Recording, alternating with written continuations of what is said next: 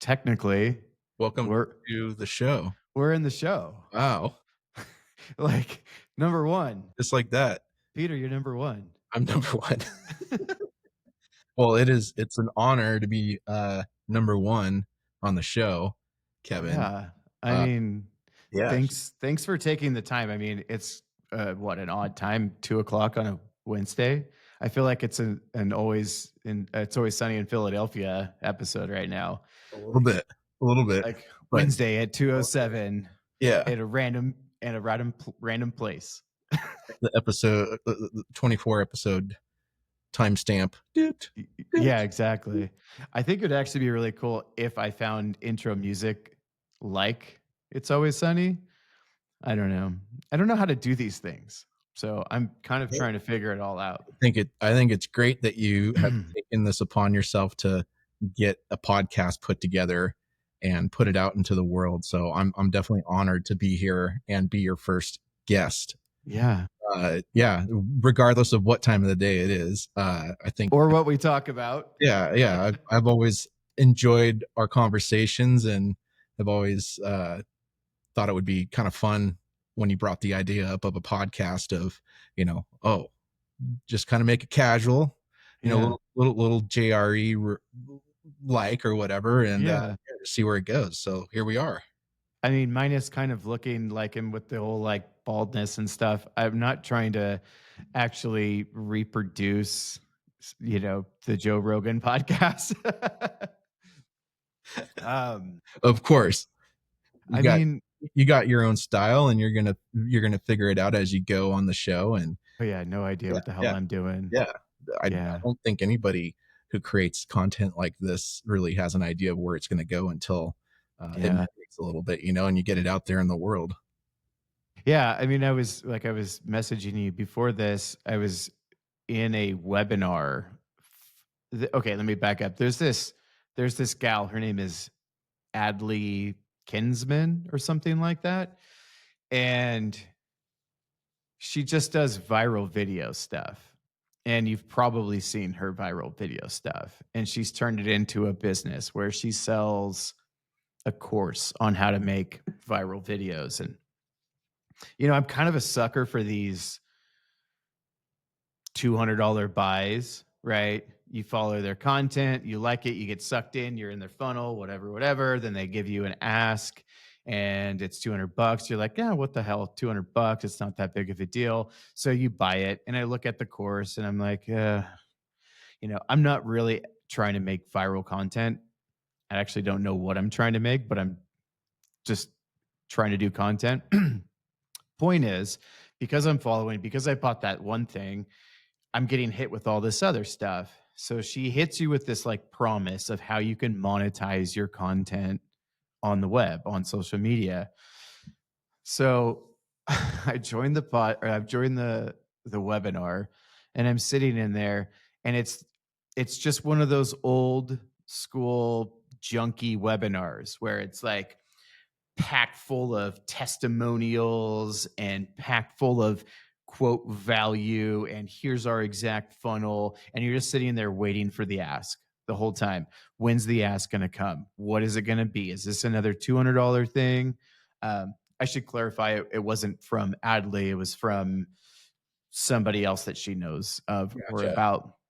So you So paid $100 to get into this webinar and kind of you didn't have to pay $200 to get into it, right? So I purchased another digital product. So I keep getting these things, but this was a free webinar. So I sat there for an hour listening to this process, which isn't bad. It's just very vague. And I'm waiting for the price. Like, what's the damn price of this thing? And you can watch in the chat. It's just like, what does this thing cost? Like, how much does it cost? And they just deflect. They're getting their shields out and they're knocking all of the requests down. And I wait till the Q&A, hoping that there's going to be an answer to these questions, and there's never an answer. What she ends up saying is, well, it's not a cost. That's a poor person's mindset. this is an investment into your future. Book a free call with me or my team, and then I'll tell you what the cost is. And then I'll tell you what is inside of the plan or the program, which is what we were supposed to actually learn about in this free webinar, but we didn't get that. We just got a bunch of fluff, a bunch of value and testimonials.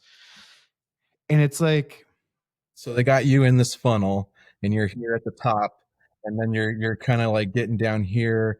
They're kind of explaining all of the benefits, but they're not really giving you the meat and potatoes. The meat and potatoes. right. You're not going to get the meat and potatoes until you get filtered out of all the other people and you actually want to call and talk to them. Right. And Yeah. then it's another free call there. And then they're going to tell you what the number is in that call. And here's the fucking sad part, Peter. I'm going to do the call.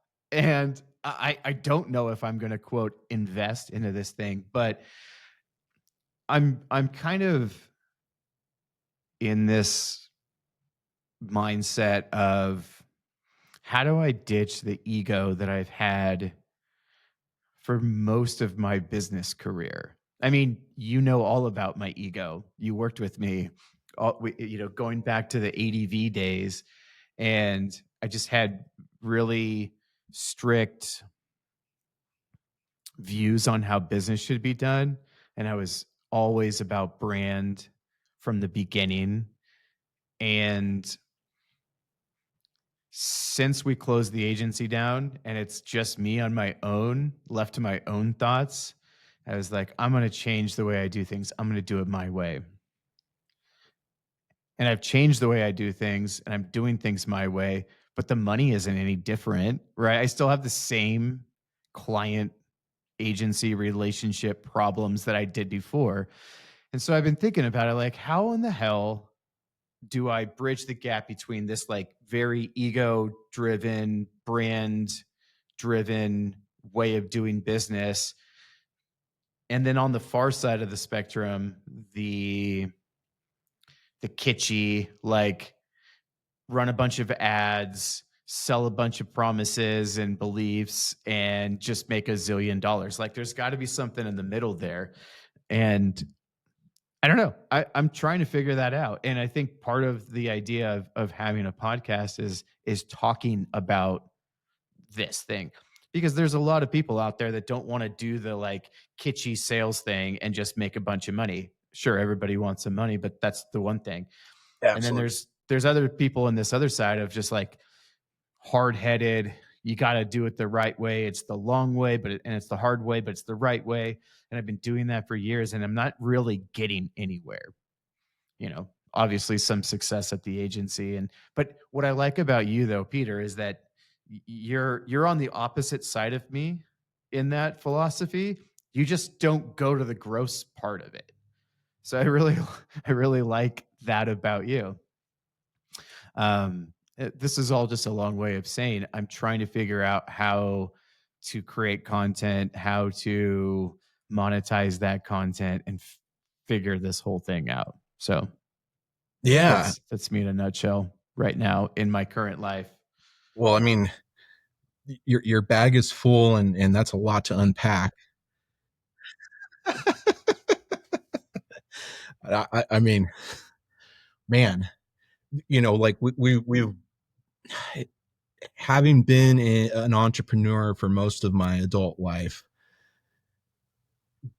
I've realized that everybody takes different journeys, and the journey is sometimes maybe part of the process, to kind of come to grips with, maybe your ego, or come to grips with, who you are as a person, come to grips with, oh, this worked for business, but this didn't work for business. And then you start to realize as you get into business that everybody is on different path points along that journey line, if that makes sense. And so you have this vast dynamic thing that you're dealing with throughout your life, to, deal with different personalities, deal with different, situations, deal with different perspectives based on where those people are at in their journey.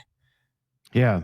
So, it's definitely challenging. When I was back in the construction days, early on, and when I was just kind of like learning about the world and how it worked, how the real world worked with, doing blue collar work and stuff like that, I found out real fast that there are all sorts of different characters out there, and some of them are there to genuinely help you, others are there to just collect a paycheck, and others are there to just fuck off and go do their own thing. Maybe the Yeah. priority at the time in their life is they got a drinking problem or something like that, or they got Not in maybe the construction not in industry, no construction, way. right?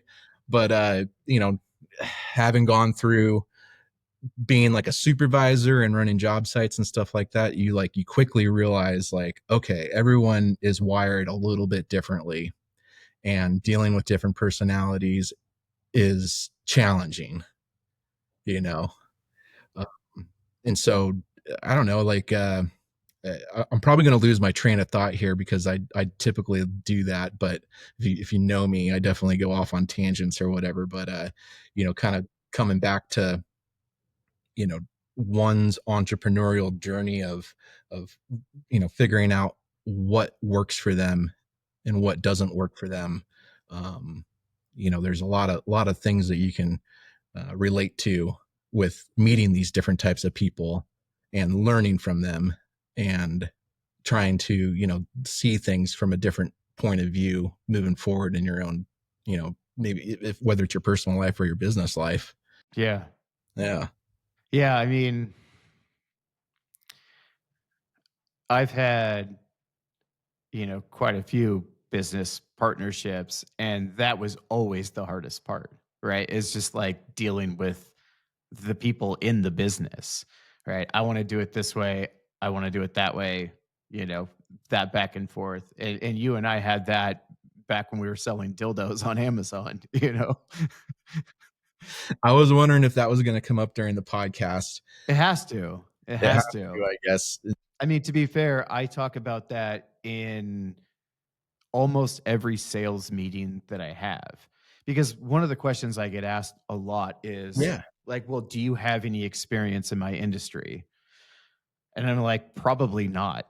I mean, it doesn't matter what the industry is, but probably not. But let me just share a story about Yeah. selling silicone wedding rings on Amazon, dildos on Amazon, stand up paddle boards, water bottle, fruit infusion thingamabobbers, whatever the heck it was.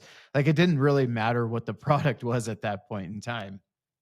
Um, but yeah, dealing with going back to that other thing is just like dealing with everyone's different personality types and how they think about it, analytical and emotional and things like that. It's always been the I don't know the biggest problem, but I think in my journey, I mean, Wes has gone through it. You have gone through it. Chris is going through it right now. He's off running a restaurant right now, trying to figure out how the hell to do that.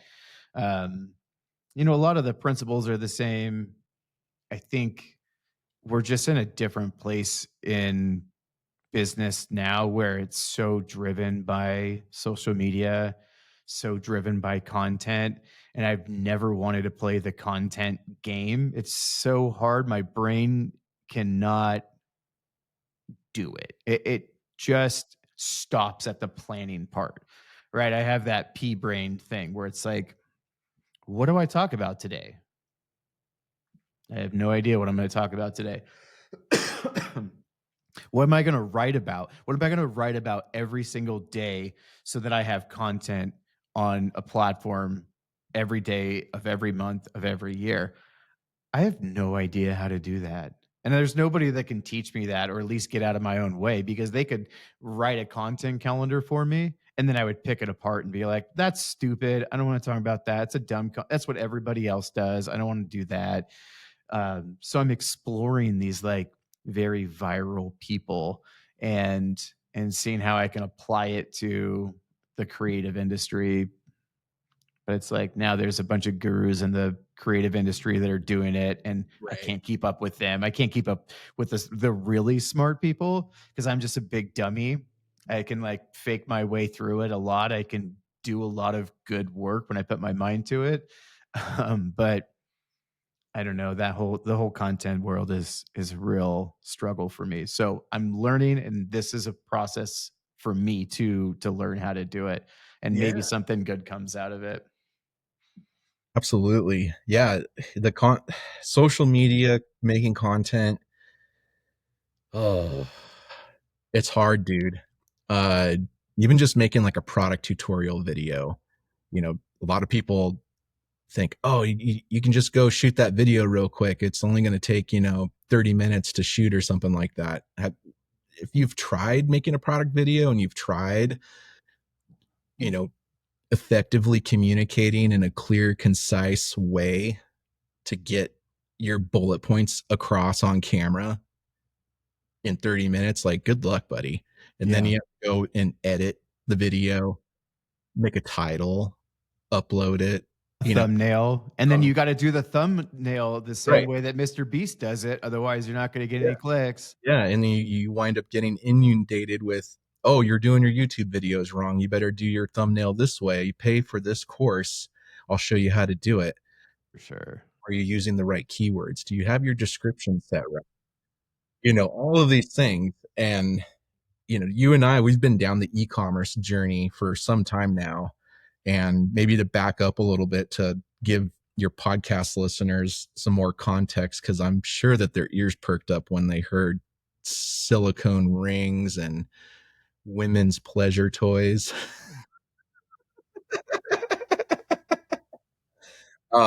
So Kevin and I started a business together, an Amazon business, and it was basically an experiment to see if popular products that were being sold on Amazon could basically be rebranded and be put a different label on it and put it on Amazon and see if it sells. Really basic business plan. Uh, the women's sex toys part of it came into play, I believe, when that movie came out. What was it called? 50 Shades of Grey, Yeah, right? 50 Shades of Grey. That was like the rave at the time. Like all the women were buying the books, and it was like, where'd my wife go? Oh, she's in the bedroom reading. Like, wonder what she's doing. Well, what was it was the website too, was it Adam and Eve? Oh yeah, I think They blew up. It they went blew up. bananas. All of the adult product websites that you could think of. I think they had like a humongous spike in sales from uh, that whole movie series or whatever. But Yeah. yeah, but like Kevin and I are we would typically go brainstorm these ideas after work. We'd go have some pints of beer and stuff like that. And it's like, what's hot right now? What's out right now? And I remember you and I were having this conversation.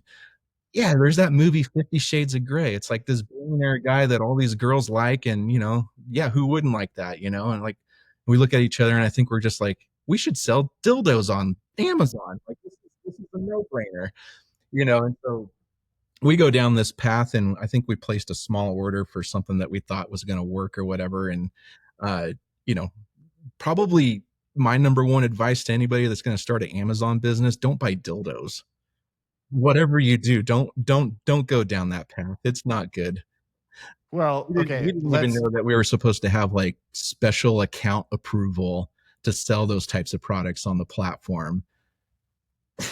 maybe aside from the like technicalities, maybe the piece of advice is when you're ordering said product from China on Alibaba, do your due diligence, make sure that the packaging comes in English, make sure that there are American looking women on the package or men if you're into that. Do you remember when we got those and we had to unpackage all of them? Yeah. We probably had to clean them because they were very dirty and dusty. but we had to repackage with the new insert because it was Chinese. Yeah, Um, this is a part of my business career that I really would choose rather to just kinda, like, brush off into the dustpan and put it in the garbage can or whatever, but, like, it is a funny fucking story because here we are, we have this grandiose idea in our heads that, "Oh, yeah, we're gonna, you know, replicate what's going on online with this category of products and, you know, buy and sell, make a profit or whatever." And here we are having to receive inventory that is not really sellable how it is. It has to be recarded, repackaged, cleaned. Uh, who would have thought that we would have been having to actually do that ourselves and then touch each and every one of those things with gloves in my sure, of garage? course, in your garage. Yeah, only to have sold maybe like 6 in a year. Yeah. I don't think we sold very many of those things out No. of I think No, no, your mom found the box of 492 of them during a garage sale, so yeah, oh, the story with that was, I wound up taking those out of my garage, put them in my storage, uh, room at work up in the attic, basically the 2nd floor, blank room. The landlord was super cool, let us store a whole bunch of stuff upstairs, and we could just kinda popped it in the corner.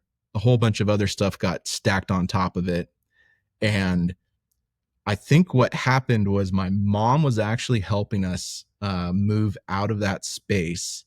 So she was helping me move boxes and cleaning up and organizing and stuff like that, and she's like comes up to me one afternoon after work was done, and she's like, "You know what? I found this box that had a lot of really weird stuff in it." "Ah, yeah, I think that was Hans's." poor Hans. And she goes, "He's into some really weird stuff, isn't he?" Oh, man. I mean, So, to be needless to fair, say, I think that box of stuff that was left over went right into the dumpster. So, somebody down the line at the transfer station, oh boy. they had some fun with it. Yeah. I mean, to be fair, we did have some success in that Amazon business, and Yeah, we I did. I think about it all the time. I those propellers, those things crushed it for Yeah. us. Yeah, so the propellers was just like a little RC quadcopter toy that you and I played with from, the X Pro Heli days. Like, All the time. we got those things and we The were dogs would go when we were nuts. when we were bored in the shop, we would be, flying those things around in circles, like little miniature drones, maybe the size of, your cell phone.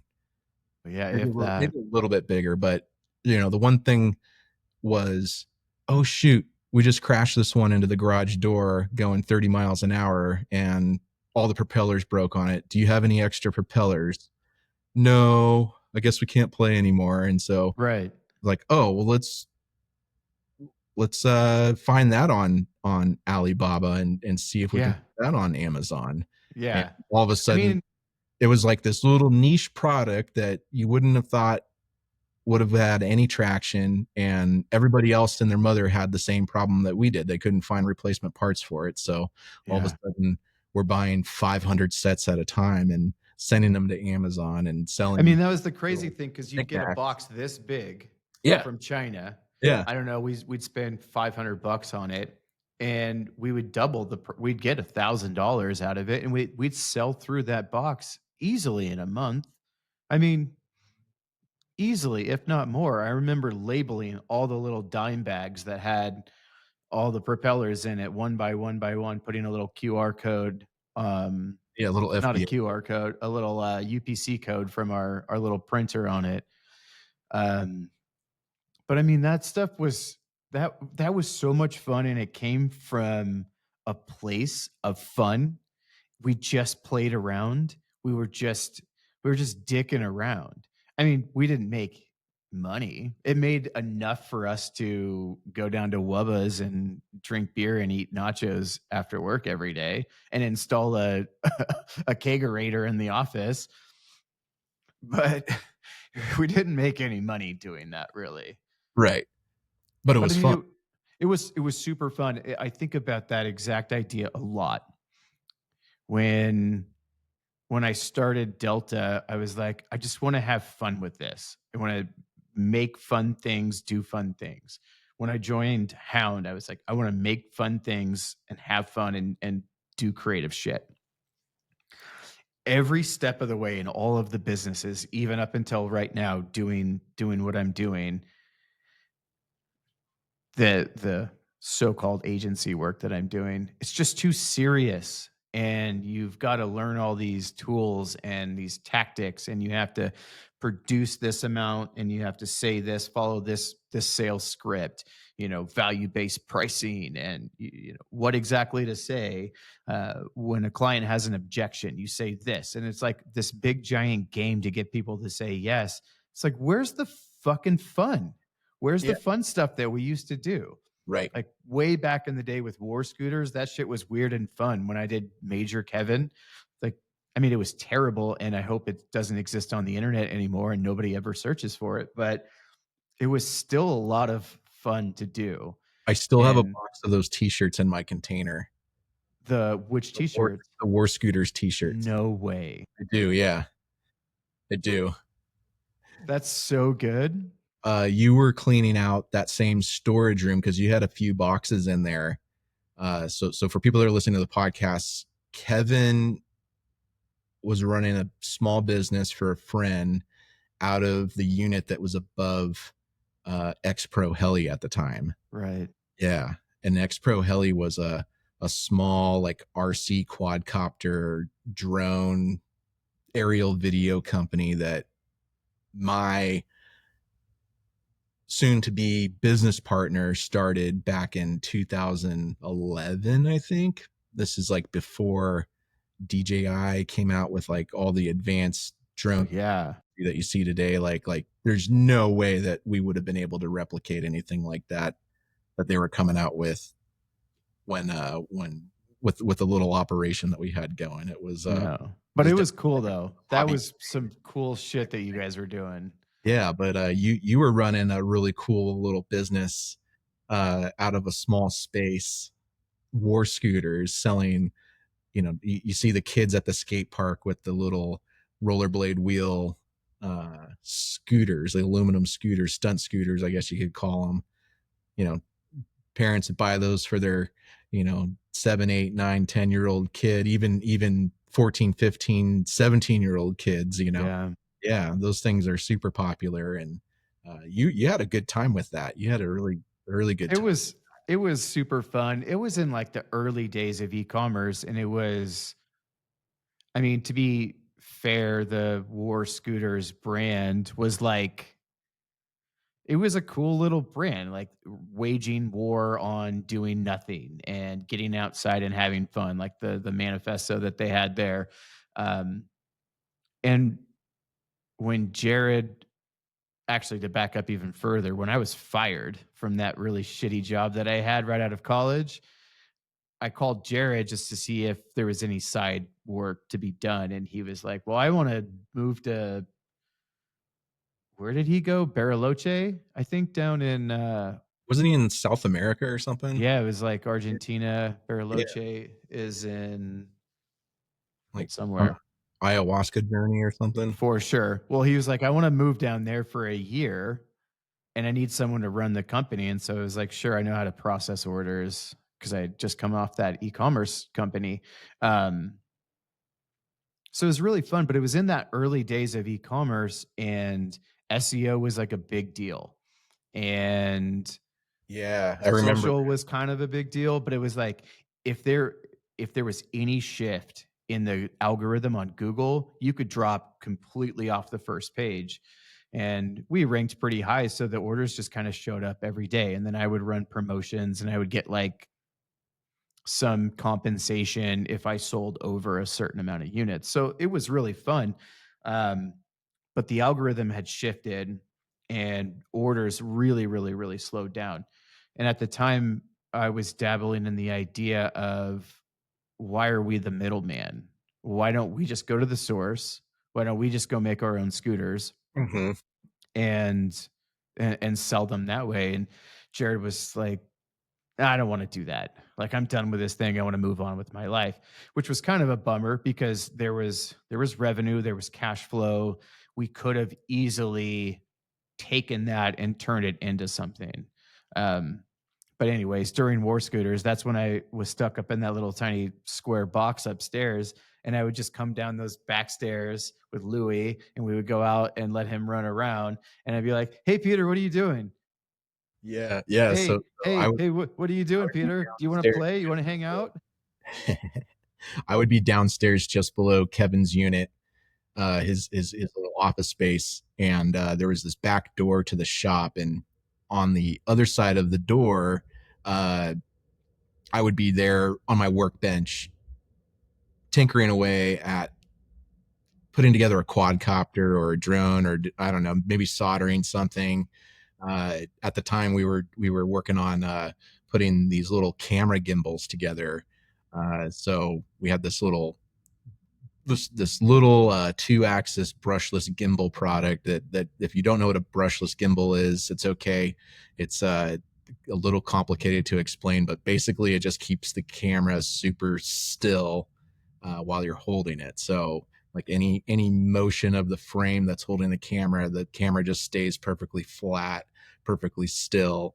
So this is like something that you would put on the bottom of like a quadcopter or a hobby grade drone that you would get from the Right. RC store. So this is like a little business that just kind of came up, and we started making these products. And yeah, anyways, get back to Kevin's story. Kevin would come down and be like, Peter, what are you doing?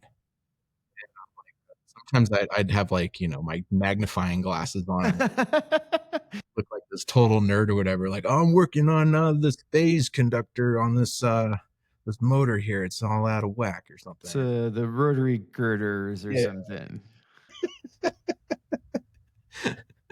Or I'd be soldering a circuit board together or something like that. Yeah. Yeah, pretty funny. But yeah, the, the the cool thing was that that probably happened. We probably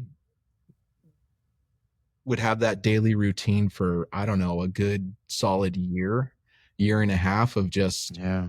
come down during lunchtime or something like that, and we'd just talk bullshit or whatever, or like, hey, do you want to go grab some food or something like that? And all of a sudden, you and I kind of saw eye to eye on the e-commerce thing. We bounced ideas off each other, like, well, what are you doing for Google ads? Oh, I don't know. What are you doing? I'm like, wow, Yeah. I'm doing it all wrong.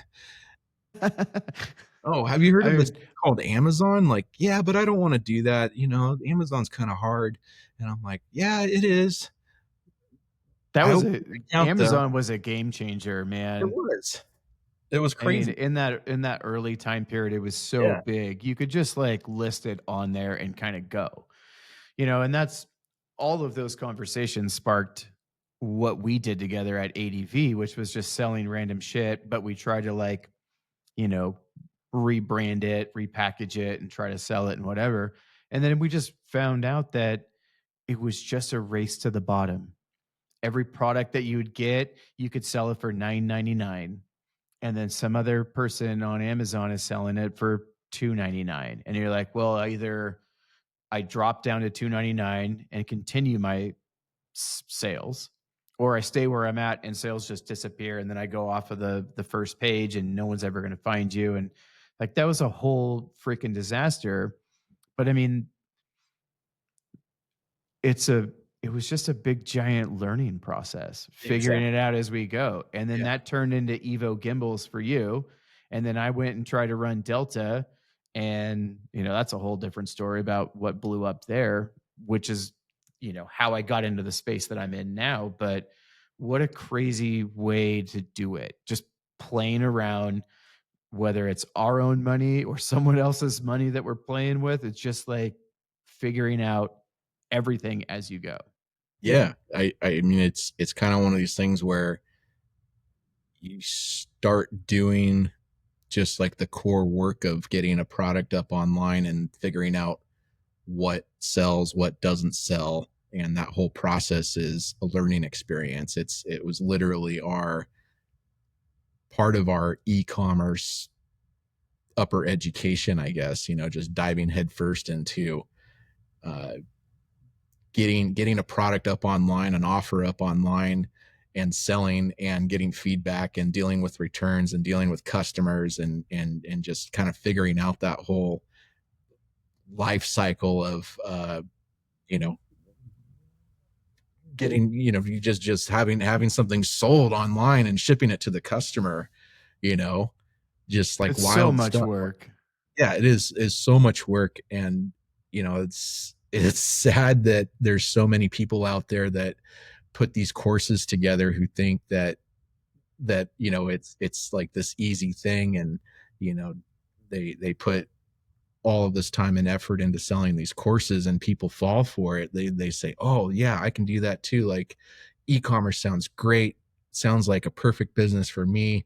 I'm going to be able to take those luxury vacations and buy that dream Lamborghini, because I'm going to make all this money doing Amazon and all this fun stuff. And money's just going to come my way. And then they realize, oh shit, there's actually a lot of work that goes into this. So And much. yeah. Every time I talk to somebody through the agency that has a e-commerce store, or they're a product company and they're looking for some help, or they're just starting and they're struggling. In fact, I had a client early on this year who has a really awesome product, and it's for contractors and developers and things like that to hold their paperwork, their iPads, their phones, whatever. And he did the same thing that I did at Delta, which was buy a whole shitload of inventory and then try to figure out how to sell it. Mm. And he came to me and he's like, I don't have any money. I don't have any resources, but I've got 2,000 units that I'm trying to sell. And I'm like, okay, what's our baseline here? Do you have social media? Do you have a website? Do you have a brand, or do you have branding? And sure, you go through the list and check, check, check, check. He's got these things. Well, why isn't he selling it? Nobody knows about it, right? So what are we going to do about this? Are we going to market this? Or I shouldn't say market this. Are we going to advertise this thing? Are we going to develop some systems for marketing? And he's like, yeah, let's do it, man. Let's do it. I'm like, all right, well, here's how much I would charge to do that. And he's like, well, I don't have any money. So, so what are we going to do? I'm like, well, now I don't know what to tell you. But there's a lot of people that do come to me that have e-commerce stores, and they do think that they can just turn it on. Like, my website is live and I can sell products. I can accept payments. I have the printer for the labels. I can put it on there. Shopify does all of this stuff. Even Shopify sells you that dream, the all-in-one built-in store. But nobody's taking into account, do people even want your product Yep. at all? Yep. And then if they do want it, do they have a reason to buy from you? Because there's a million other people that sell a product just like you. Um, and then, is the pricing right? And how is it delivered? Is the packaging really nice? Is the customer experience something that they're like, oh, I'm really excited for? Or do they get a box inside of a box inside of a box inside of a box that is all supposed to be branded, but it's all goes into the trash? And they're like, well, this is actually no longer a good experience. I just got 5,000 boxes inside of one for this little pin or whatever the hell it is, right? And it's like, I mean, you don't even realize the packaging part when you start an e-commerce store. You're like, I just need a product and I'll put it in a box and off you go. But designing a package and putting the right information on that package is a whole entire thing. I mean, I used to watch you on the EVO gimbal boxes for the first year when you guys were putting those together, taking the photos for them and trying to design it. And you're designing it in Illustrator. And you're like, I don't really know how to use Illustrator, but I'm doing it anyways. Yep. it's just it's a whole freaking process, and people have no idea that that exists. Or if they do have an idea, but they opt out of doing it, then all of a sudden they're wondering why their product's not selling. Or if they do get a few sales from their store, why people aren't returning for that. It's like, well, it's a shitty thing. You set them in a brown box and you hand wrote the label because you were trying to be cheap or whatever the thing is. It's just crazy learning all of that, and thankfully we learned it through either our own businesses or working for somebody else and doing it. But um, it's just so much fucking work. It is a ton of work. And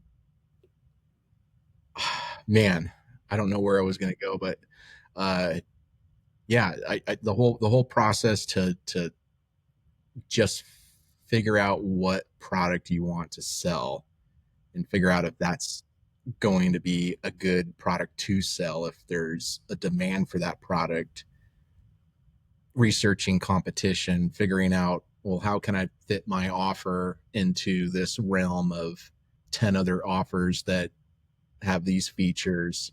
How can I make mine different and make mine better? Just finding like a niche is super hard. I think what makes over the years, what I think I've learned, what makes it easier is doing something that you're passionate about, whether like it's a hobby or something like that. I find myself nowadays being able to bring like a part or a basic product to market much easier than I did before, simply because I'm passionate about the product. I'm passionate Yeah, you about, give a shit about it. yeah, it's part of my, I for those that don't know, I ride motorcycles, I ride off-road motorcycles, and along my entrepreneurial journey, one of my thoughts in my head was always to create like a moto company, because that's something that I was really into when I was a kid growing up. Like I'd be one of the dirt bike kids out there, you know, building our own little track, ripping around, uh, riding with my brother, building jumps, crashing, building the jumps bigger, crashing more, that type of thing. And I'd always be fixing the bikes, always be fixing the bikes. And always thought in my head, like that was something that I was really interested in doing as a career as I got older, but it wound up not, the path that I took wound up not panning out that way, which is fine. But later in life now, I'm like, well, I really like motorcycle riding, and I know all these things about, making parts and bringing products to market and stuff like that. What can I do that's different? Um, what am I passionate about? What can I So do? is that how you landed on e-bikes?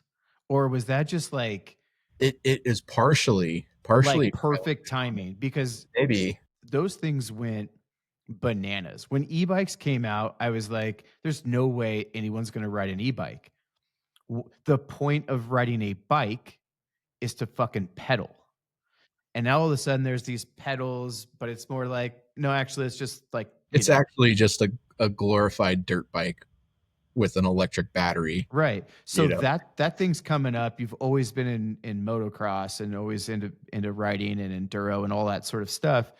Like, did you see that coming or did you fall into it? Like, be honest. I fell into it. Fuck you, man. That's so cool. The only reason I fell into it though was because Wes wound up buying a Suron, and I was like, wow, this thing is really cool. You can buzz this around town and no one bugs you. And I was like, yeah, this is really cool. Like you got to go check it out. This is back in 2019, I think. And I'm like, well, that's awesome. Like, and so like my wheels started spinning, no pun intended, but like I'm like, wow, like that's really cool. The E-Moto e-bike thing, I didn't really dive into it until it was more established. When I started my brand Rippin Moto, I actually started just since I was into enduro and off-road, trail riding at the time, I was like, well, I'm gonna try to start a brand that's kind of centered around like CNC parts and accessories, and kind of just see where that goes, see how it does. And so that's kind of where I started the business. And then as the e-bike, E-Moto industry started evolving, Wes bought that Suron, and I'm like, wow, these things are actually pretty cool. And then I'm like, well, wait a minute, the brakes on these things suck. I'm like, why are they putting mountain bike brakes on a bike that weighs 80 pounds when these brakes are designed to stop, maybe a 15-pound bike with the rider, Right. And so me being a larger dude, 250 pounds plus, you go 40 miles an hour on the street on one of these things, and you go to grab the brakes, and it's like, what brakes? Yeah, right. Brakes. So that's kind of how I got into the E-Moto part of the business, which is now the primary like revenue driver for the business, is just E-Moto parts, E-Moto brakes, wheels, accessories, and stuff like that. But yeah, I developed a set of performance brakes for the E-Moto bikes, and it was just something the market needed. It was well received. The branding was spot on to go with the product, and it just kind of took off. So, I don't have like a big warehouse. I don't have, employees or anything like that. I'm kind of like the guy that wears multiple hats or whatever, but it's become a full-time business. Um, and it's what I do full time. It's so awesome, dude.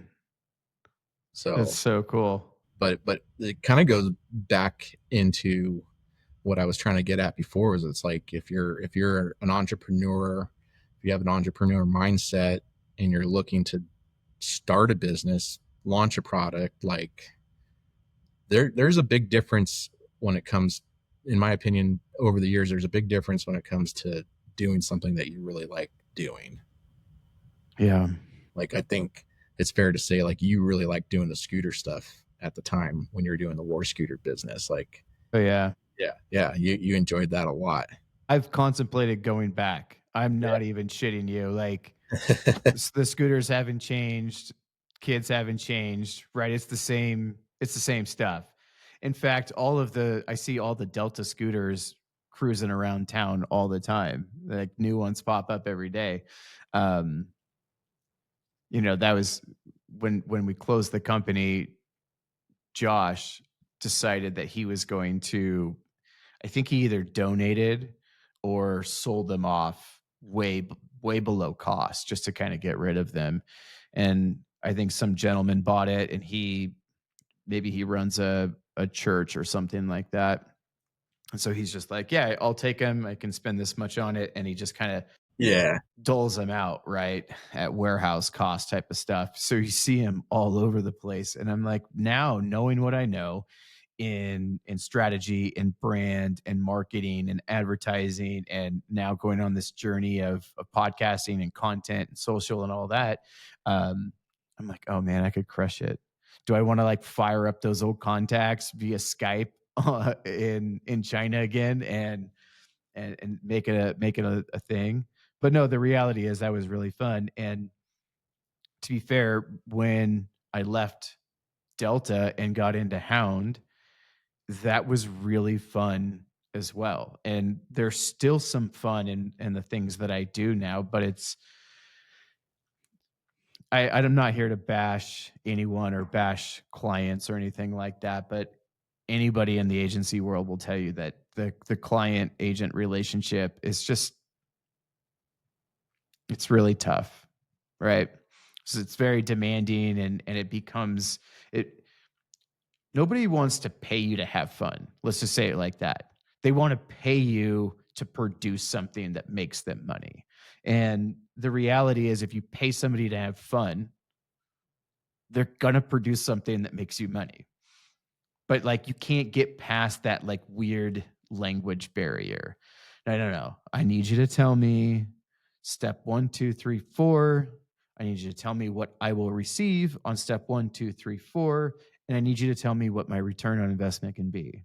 And, you know, whether you stumble through that or you say something smart, sometimes they hire you, sometimes they don't. But, you know, at the end of the day, it's like, you should hire me for the way that I think. You should hire me because I failed miserably trying to sell dildos and silicone rings, and then had some success in scooters, and then had some success with an agency, and, you know, doing all of these other things. But it's like part success, part failure, right? I mean, even Evo was successful for many years until it became something that it wasn't really in the beginning. Sure, maybe a technology standpoint, right? Technology just like blew up and went past where Evo was, and you can't compete with that. Doesn't mean it was a failure, but it just wasn't the success that it was when you started it and loved what it was in the beginning of that industry. Um, but yeah, it is really all about getting back to like, I just want to have fun doing what I'm doing. And for me, this is a lot of fun. I love just talking. Like, there's no time limit. I don't even know how long we are in that right now. 50 minutes. 50. Oh yeah, 51 minutes. I see the little ticker going. Yeah. Yeah. So that's how long we're in it. It doesn't Wow. even feel like we've And been I doing feel like this. we've been talking for 20 minutes maybe. Right. Yeah. Like, are you having a beer right now? I am. I feel like I should join you. Probably should. I wonder if I have a beer. Let me That would look. be step one in the beer Yeah. drinking. We'll just Uh cut this part out. I'm gonna go through that door and see if I have a beer. you're gonna laugh, Kevin, because I prepped for this podcast by slightly cleaning my shop, and I'm like, wow, where I'm setting up, I'm pretty far away from the refrigerator. So, because I knew that I would probably want to have like at least a beer while we were talking, just to kind of relax or whatever. And I wound up bringing my cooler over here to the corner of the shop, so it's like right next to my little table here. I'm I'm ill prepared for this. I thought that there was beer left, and apparently there's not. So, No, so no beer for me. oh, Um, we should I have mean, done this in part person. of part. I know. So I'm not set up. I'm not set up for it. Right. I got this cool mic thing. It says the name that makes me official. Got the camera up here, um, which You is look just my legit. thanks. Yeah, It's just my iPhone, my wife's microphone, and my wife's headset. perfect. Um, I literally haven't bought anything for this podcast outside of this software. So what I'm trying to do though is figure out how to do the in-person ones. And it's kind of a fucking mess. Like, I have the room for it. It's a big room. I have to figure out what cameras to do or what cameras to use. And the reason that it's hard to figure out the in-person thing as opposed to this, because this you just need a laptop. You don't even need a microphone. Riverside, and I'm not even sponsored by Riverside. I should be. Hey, Riverside, you into sponsoring me? Um, it'll take care of everything. Echo cancellation, eye AI fucking eye movement stuff. Like, it'll fix it all up. It'll clean all the video up and audio and everything. Um, but in person, you have to be able to record video and audio, and the tracks have to be linked up. So you get a camera, and that thing's got to go into an instrument, and then you have to have a microphone that goes into that instrument, right? Like a mixing board or something. Well, a lot of the mixing boards don't use these, I don't know if you can see it, the USB-C cords. They use XLR. So it's like, all right, I got to plan for this thing. So I want to buy, I mean, this microphone's super nice because you can just plug in USB-C. But if I buy this one and I end up doing in-person stuff, I need XLR. And then XLR has got to plug into something. And then somehow it's got to get to a computer or a laptop. And so you're like, it's just like, Holy, you find these cool cameras like the Logitech Mevo. Have you heard of this thing? I haven't. Dude, it's super cool. It's this little box. like this, and it's completely wireless, and it's got um the adapter or whatever where you can put your own lens on there. You can put it all the other lenses. I don't remember what it's called, but it's got like it's like a 3-4 mirrorless or something like that. Right. Point is that it's a really nice camera, shoots up to 4K. Um, and it's just a little box. And I was like, that'd be rad to just like mount somewhere around me. But then I found out that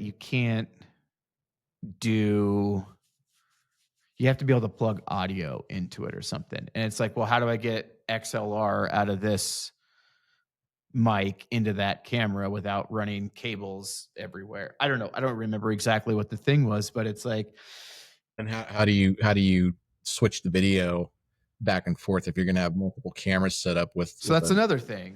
guest in person? Right. Like, So Riverside is super great because we have our two cameras and it's going to automatically switch between the two of us. right. But when you do in person, you have to use something. You could use like OBS or something like that. But then you need somebody pressing the buttons to switch the camera according to who's talking. Um, so I think Rode just came out with the video caster, which I believe doubles as a audio and video mixer, and then it has an AI camera switch. So like, all right, that's a thing. But now we're talking about two XLR mics, two mic stands, the Two sets audio, of phones. two sets of headphones, the Right. mixer, and you're like, okay, well that's you're probably in the neighborhood of $1,500 to $2,000. It's not the end of the world. I'm just still in my own little business, which has cash flow, but $2,000 right now is something that I'm not Yeah, interested in spending. it's a big purchase. I mean, it's not. Geez, I'm 40 years old. $2,000 is not a big deal. Um, so it's probably in my own head. It's probably my own ego that's just like, oh, I don't know. Don't spend it just yet, Kev. But whatever. It is what it is. Point is, it's just very complex. And then maybe the reason I haven't pulled the trigger on it is like, is that the right setup? What would Wes say? Wes would be like, just use your iPhone or whatever. I don't know. So, anyways, long story short, I want to figure out the in-person podcast because I'm back in my old suite 30, the big one if you've been in it, I Yeah, think. this is over the O'Kane building. Yeah. Yeah, So I got the big suite back where Hound was, and it's really nice. We have a whole living room area, and I can bring people in. We can like have beers and chit chat before we go in, and then we walk into the studio, and we hit record, and then we do this in person, and we get to share beers. And I don't have one of those cool vents that you can smoke cigars and it'll suck the smoke out, but um yeah, I think it'd just be really fun to do it in person. It's cool to look at you right here on the screen, but it's not really the same. totally, totally. Yeah. Yeah, I think in person would be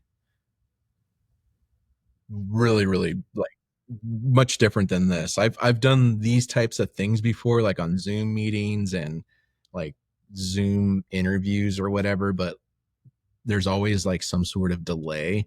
Right now, our connection is super good, so like I don't Yeah. think there's much for a delay. I feel like I can laugh in reaction to something that you're saying, and it's not going to like interfere with what you're saying next or anything like that. So Yeah. that's kind of cool. But yeah, the in person part with the technology seems like it's going to be a little bit of a challenge to get ironed out, get the Yeah. kinks worked out, get it running smoothly. But I've I listened. just want Wes to come in here and be like, "Hey, Yeah, this right. is what you got to do, Yeah, man." yeah. I've Cuz I don't listened to know a the couple lens. I don't podcasts. know the names. Yeah, I've listened to a couple podcasts where the guys are just literally using like the the old school like wired iPhone headset with the microphone, and they're just passing the microphone back and forth to each other, Yeah. which is kind of like a raw way to do it, but it still works. Like people still listen to the content. Yeah. I mean, that's the hope, right? Is that actually, you know what? I'm just gonna say it right now. I don't give a shit if anyone listens. This is this is helpful for my mental health, right? As you know, all of the years that we've been hanging out together and working together, it's just me talking. And it's not about ego of hearing myself talk. I have to say things out loud for them to register up here. It's a really weird concept that I've learned over time after learning about my personality type and others, my human design, all that sort of wooey stuff is like, I got to talk. I just got to talk it out. And then somehow it solidifies that in my brain that that is now the knowledge base Mm, for yeah, me. yeah, Doesn't mean that it doesn't change, but it is I've just noticed when I sit here by myself and I'm, like, beating ChatGPT to death, right? "No, you're doing it wrong. You're not getting it. I said get rid of the M dashes. Stop putting the fucking M dashes in there."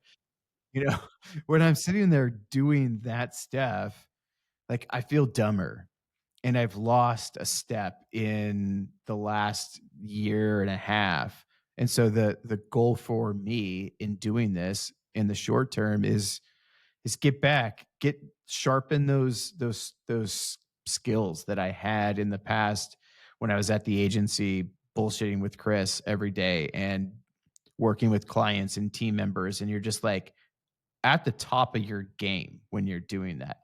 I'm sure the experience is probably similar for you at home running Rippin. You're just kind of like, I don't have that same dynamic that I had in the past where yeah, I'd go to the office every day and I'd see that other person that I worked with and we could talk some strategy. Even if I didn't like the person or I didn't like what they said, you're just like, I need that thing. yeah.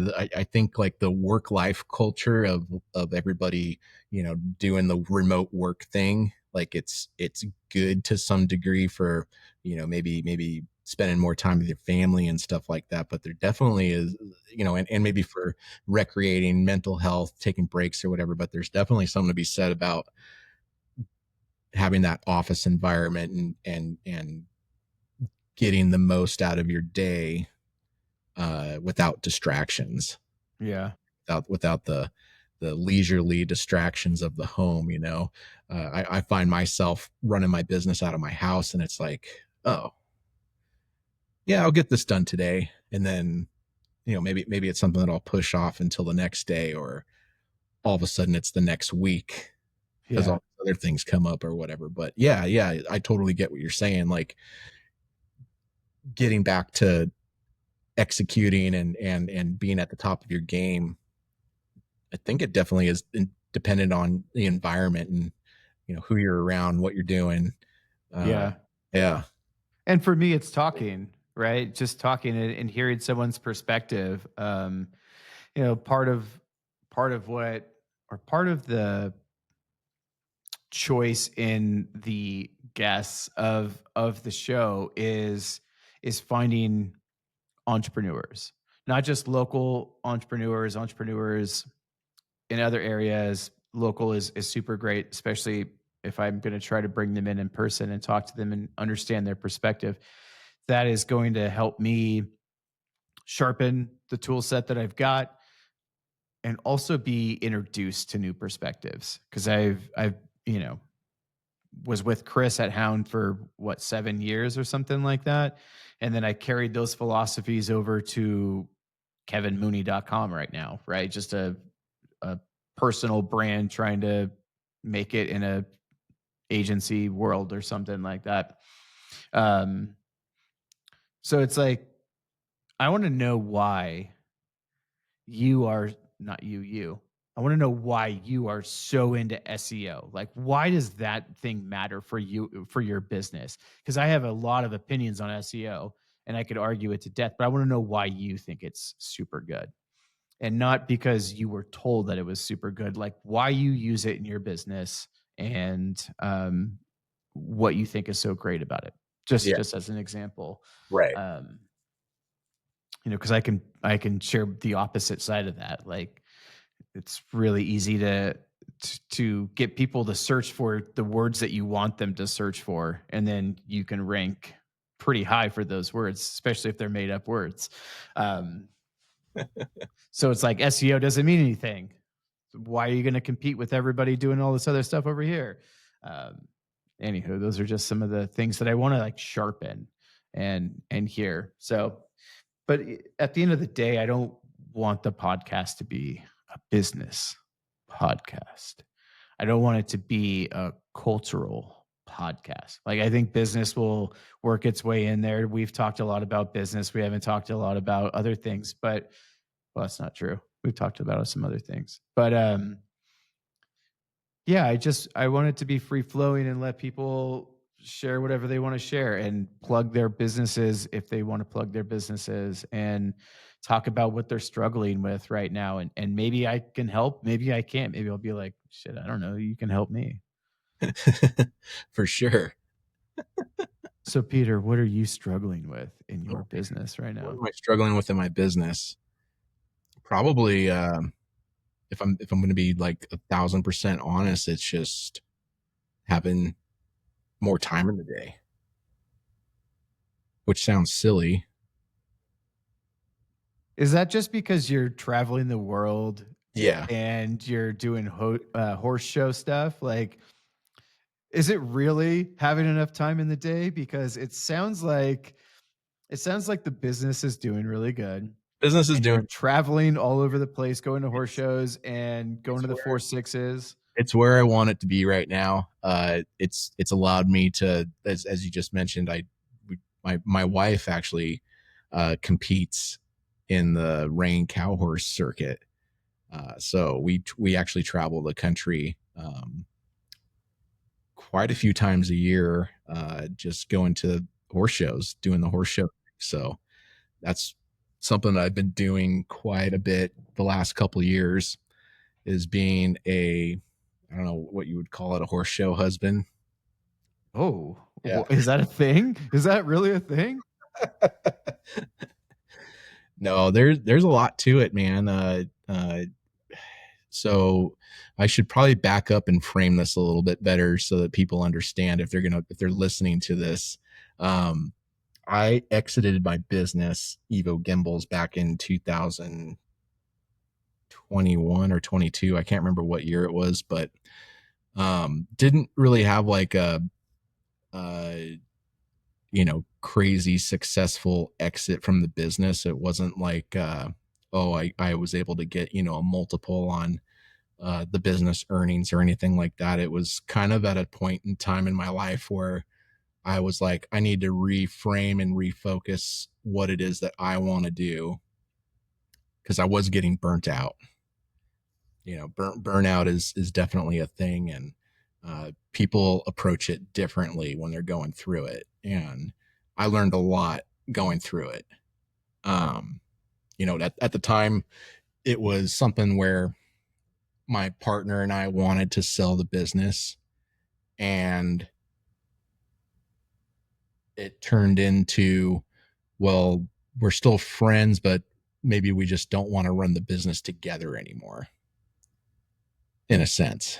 And so we wound up parting ways, which is fine. We're still very good friends to this day.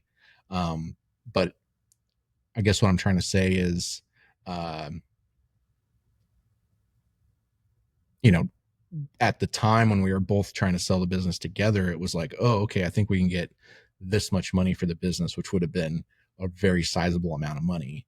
Would have been like, wow, that really would have been, a pretty good size chunk of money to put away towards like retirement or starting another business or something like that. And I still was able to come out, with a decent chunk of money or something like that. But um, it could have been more.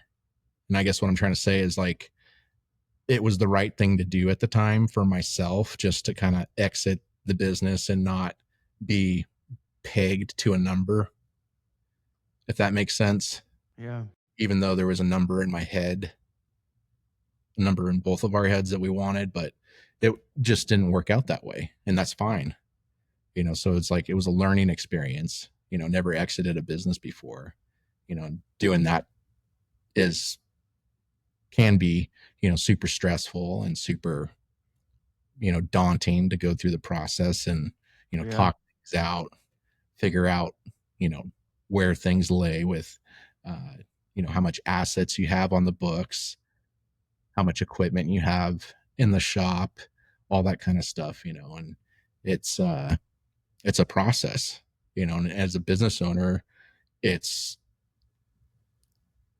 something that I never thought that I would have to deal with before, you know, changing things up, selling a business, exiting, starting from scratch all over again.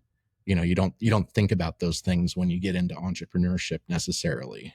You Mhm. think about that potential future outcome, you know. It's a It's a real thing, man. It's a real thing. real thing. Yeah, it doesn't really get much more raw than that. When You know. I just to kind of piggyback on that, and then we'll get back to like how that got you to where you are now. But um, towards the end of the agency, that must have been 23 is when the end of 23 is when we closed it down, and I had all of 24 off. But like midway through 23, I was I was ready to go. Um, whether it had to do with Chris, my partner, or the industry, whatever. I was ready to go. And I was feeling the same things that you're talking about. Like, how does this go? How do what's a number? Is there even a number? Is this thing even worth anything? It took a lot of thinking and reflection and courage to come to the conclusion that I'm going to leave this thing as it is right now. And the crazy thing is we had just signed our biggest client, like a mid six figure client, and we hadn't sold anything quite that large before. We were getting, there was a couple of engagements that were in the low six figures, but nothing in the mid zone. So that was a big client for us. And I played a large role in landing that client. And I approached Chris and was like, I have to figure something else out. I don't know what it is. I don't know where I'm going. I don't know what I'm going to do, but I have to do this. So I know that feeling and that the stress that comes with making a decision. And then what happens going through that, there's tax liabilities and there's assets and there's a lot that you've got to go through in the process of closing down a business or exiting a partnership and handing things over. There's papers to be signed. It took 2 years to get through the taxes that we had to deal with, meaning just from a paperwork standpoint, we had converted from an LLC to an S corp. And so there was tax issues that we had to deal with from that transition. And then we were finally the S corp. And then I decided that I was going to leave. And then I was still dealing with the LLC to S corp transition and taxes, and it was just a mess. So I totally understand where you're coming from, and that reality check, that gut check that you're like, I have nothing to step into right now. I haven't prepped and built something. I don't know what it is. I'm just going to kind of go. It's a wild, wild thing. And if you've ever experienced it, you know what we're talking about. And if you haven't, it's hard to imagine, but I would suggest trying to think about what that looks like because it's kind of wild. Yeah, absolutely. And, kind of going back to that whole process of exiting and stuff like that, like I definitely couldn't have done it without my wife.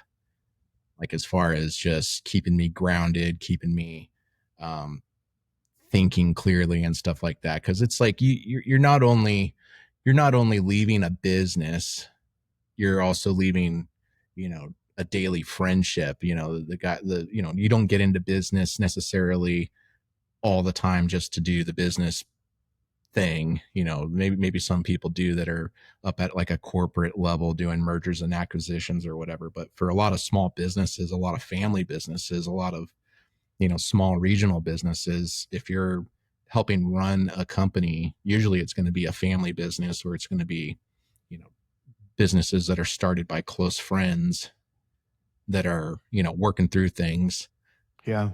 figuring out, okay, what makes sense on paper, what doesn't make sense, you know, and sometimes it can get ugly, not Mhm.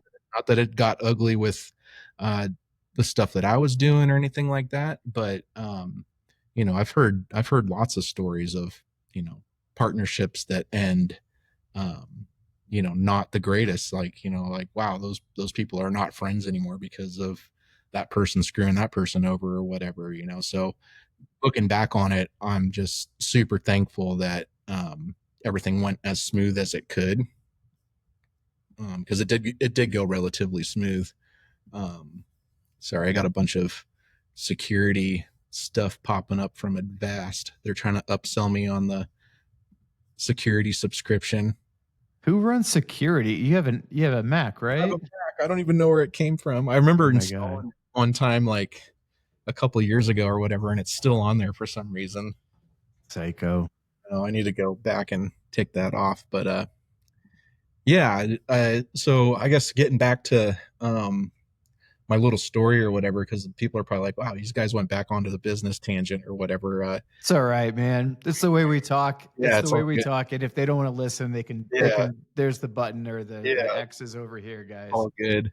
Um, yeah, I think at that point in time, it was kind of like, okay, I'm gonna split off, start a new thing. I don't know what that new thing is yet. Like, I got to reinvent myself, start something new. I kind of already had Rippin Moto going in the background. Like, it was kind of like a little side project that I had going.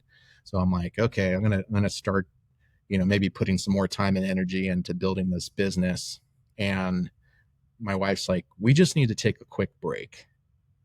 And I'm like, you're right. And so, bless her heart, she's been amazing as far as, supporting me and doing, my business aspirations and stuff like that. Like, she's always like, yeah, you go do your thing, go do what you want to do, and so it's she's given me a lot of free reign. We don't have kids, so there's maybe, some would say, oh, that's super irresponsible to do, starting a new business at, 38, 40 years old, something that your previous business was relatively successful and, probably could have led to retirement or whatever. But, it's also, you know yeah, maybe if I had kids or something, I would have approached it a little bit differently or whatever. But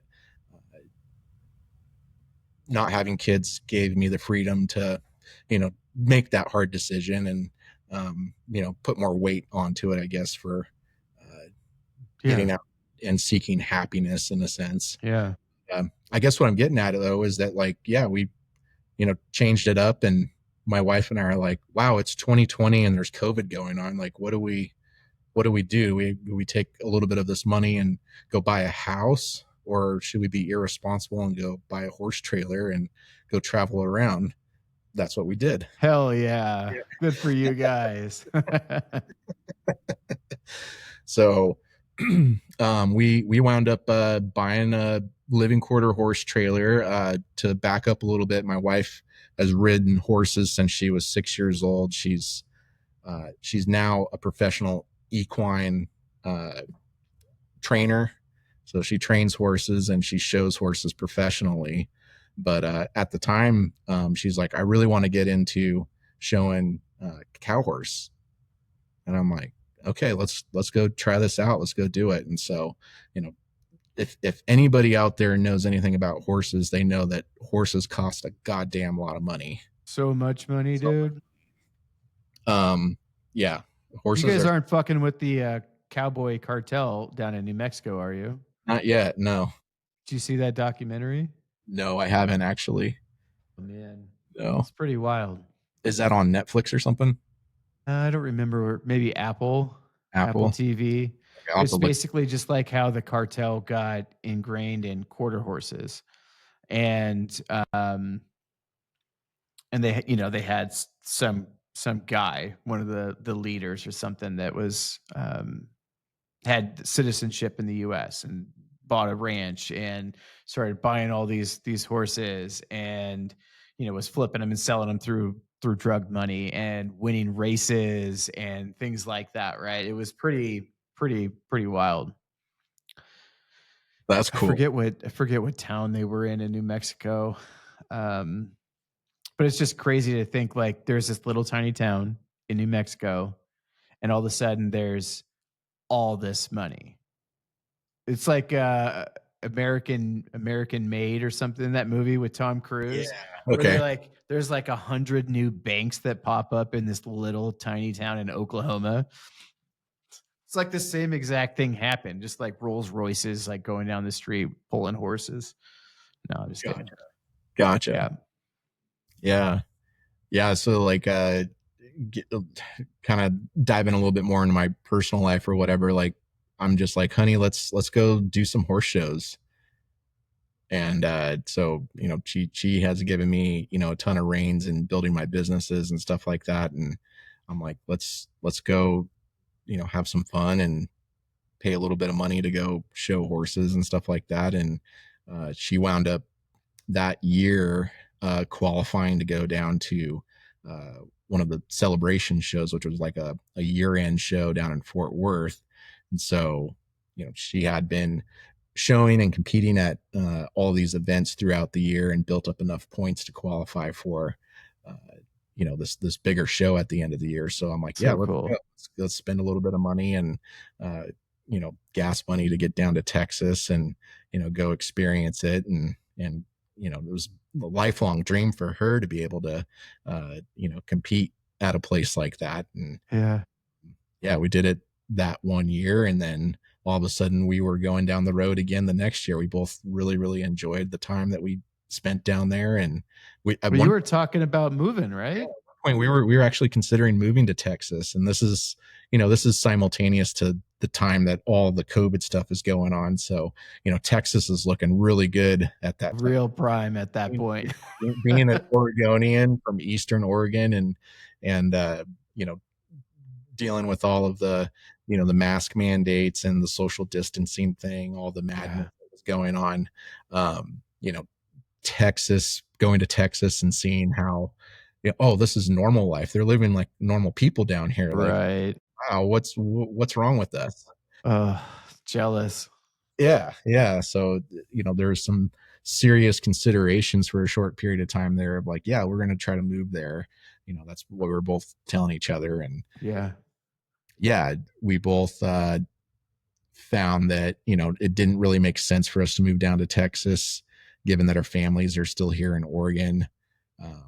Parents are getting older, you know, all that kind of stuff. And then the cost of property too down in Texas is might be cheaper and stuff like that, but once you start adding up the property tax down there and stuff like that, it's not necessarily that much cheaper than it is to live here Right.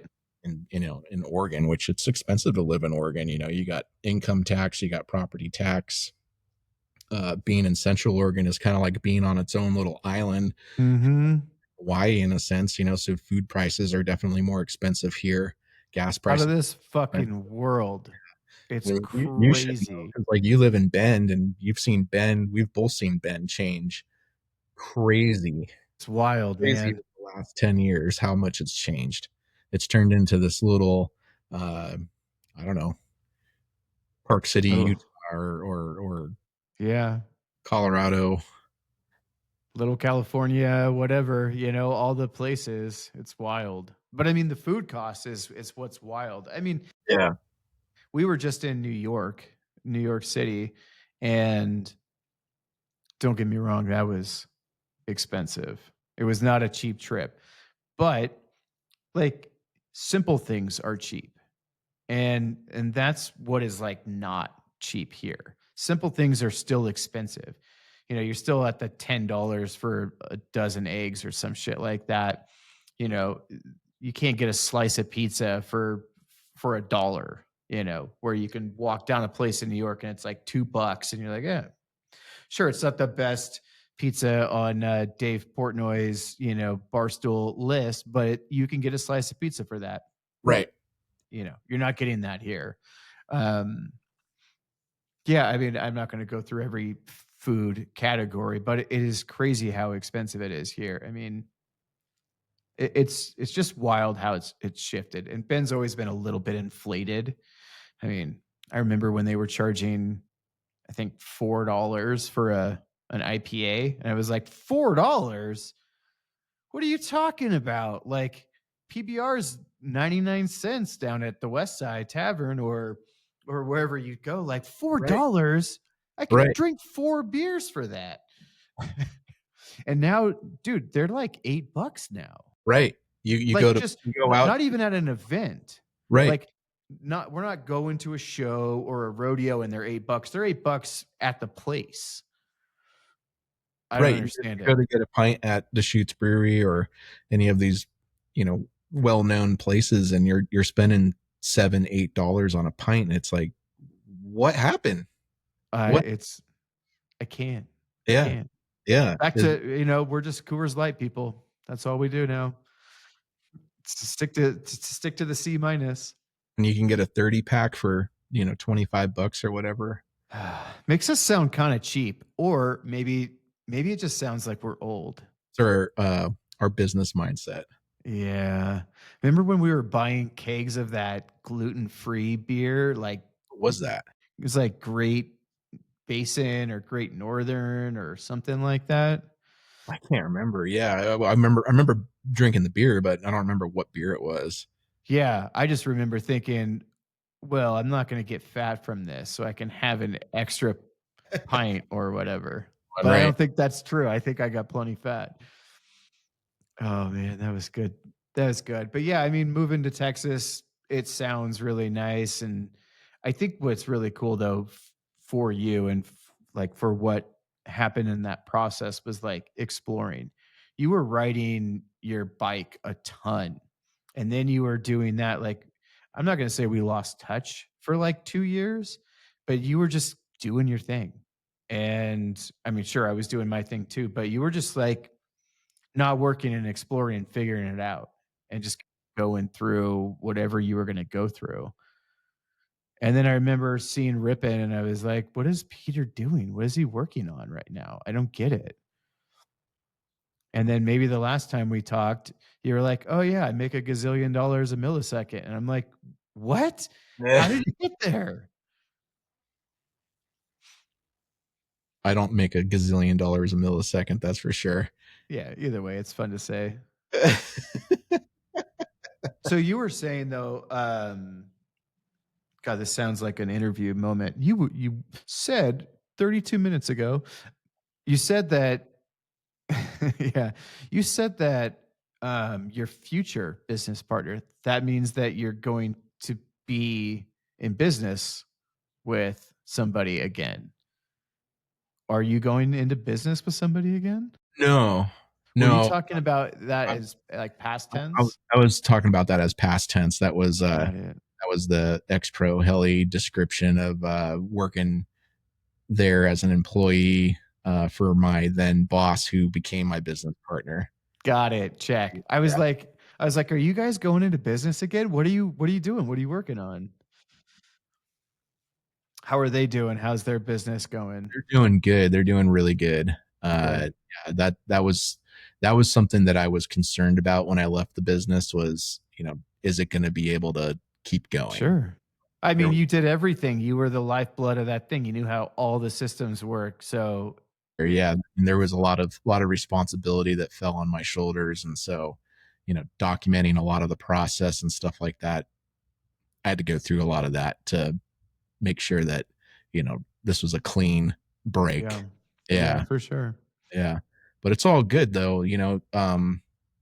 They both now have a kid together, and it's great. We're still friends and all that fun stuff. So they definitely miss me, but Sure. We it's all all miss you, Peter. it's all it's been good though.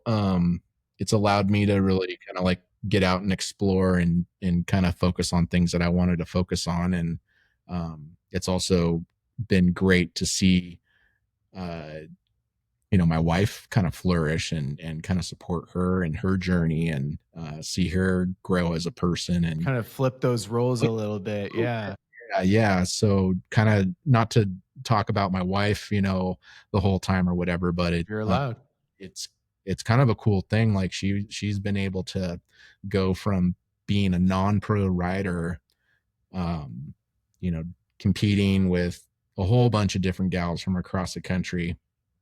She's been able to go from that to giving up her non-pro card and becoming a level 1 pro, by taking on a client that says, hey, I want to get back into, having horses and showing horses and stuff like that. So, uh, for those that are not familiar with the equine industry, there's all sorts of different levels of professions in the equine industry, whether it's veterinary care, vet techs, assistants, all that kind of stuff. You can get into the care side of the animals, or you can get into the training side of the animals. And there's a whole subset of different categories of professions.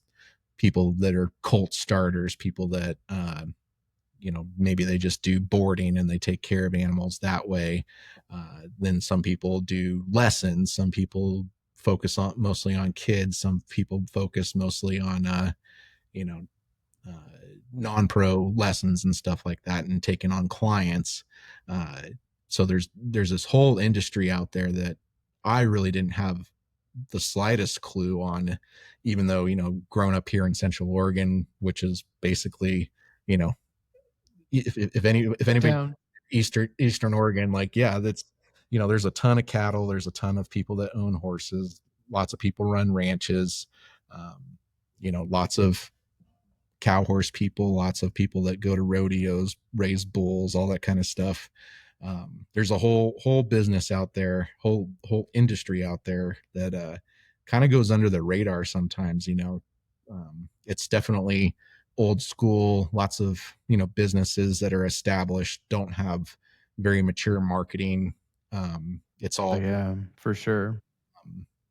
but it's kind of been cool to see, to learn and see the particular like cow horse industry that my wife's been involved with, because I've seen like the growth and the changes and stuff like that, especially over like the last 5 years with the introduction of that series called Yellowstone, with, oh, what's his name? Uh, I can't think of it. I don't know why. Kevin, John Dutton. yeah, Kevin Costner, John Dutton, so you see that, I mean, it's really Rip and Beth. That's kind of what yeah, right, everyone, yeah, exactly. but whatever. And Right. mainly Beth, to be Yeah. fair. But you get into that storyline and you see some of like the later episodes in the season 1 or 2, they start getting into showing horses and the 4 6s ranch and stuff like that. That's basically the same type of stuff that my wife does. Rad, So dude. sliding stops, raining pattern, all that kind of stuff, running cows down the fence, turning She's them. still doing sorting? No sorting, no. No She used to, sorting. and sorting has grown as well. Like I've seen a lot more sorting events um, than I used to, but yeah, it's kind of interesting to see the whole industry kind of flourish a little bit just because of that whole kind of like cultural movement. Sure. Like Yeah. I don't think people really understand how much influence Taylor Sheridan has had on that whole thing. It's really kind of an interesting thing to see, Well, like the dude. price of horses going up Oh, simultaneous to like the COVID, sure. event that happened. Everybody's like, well, since we can't go to work, let's go outside and let's go play, and we'll spend our money on hobbies that we want to do. That's kind of what people did. And Yeah. all I of a mean, sudden, go out to the Prineville Rodeo. right?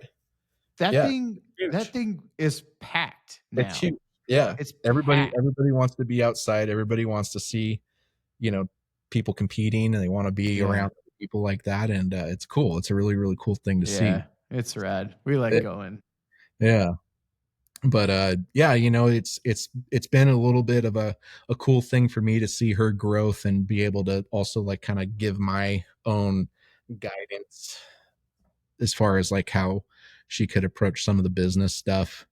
I've, yeah, like she's definitely been able to kind of wrap her head a little bit more around some of the concepts, and helping her, like, just do some of the basic like takeoff stuff, like, well, how much does it really cost to take care of a horse and train a horse, and you start jotting down all the numbers, and then all of a sudden you're like, oh, this person might be charging this much money, but they are kind of maybe 5 years behind, and they're not accounting for this, and this, and the rising cost in this, so Right. um, yeah, and given that she's running more of a boutique operation, more of a, she's not boarding 40 horses and having like a full training show program with 10 assistants or something like that. It's just similar to myself with me running my business. It's kind of a solo entrepreneurship thing. So, you kind of have to factor that into the equation as well, as far as like, okay, well, let's figure this out. And, maybe I have to charge a little bit more money because I'm not able to spread the cost over, 40 horses to make these numbers or whatever. Yeah.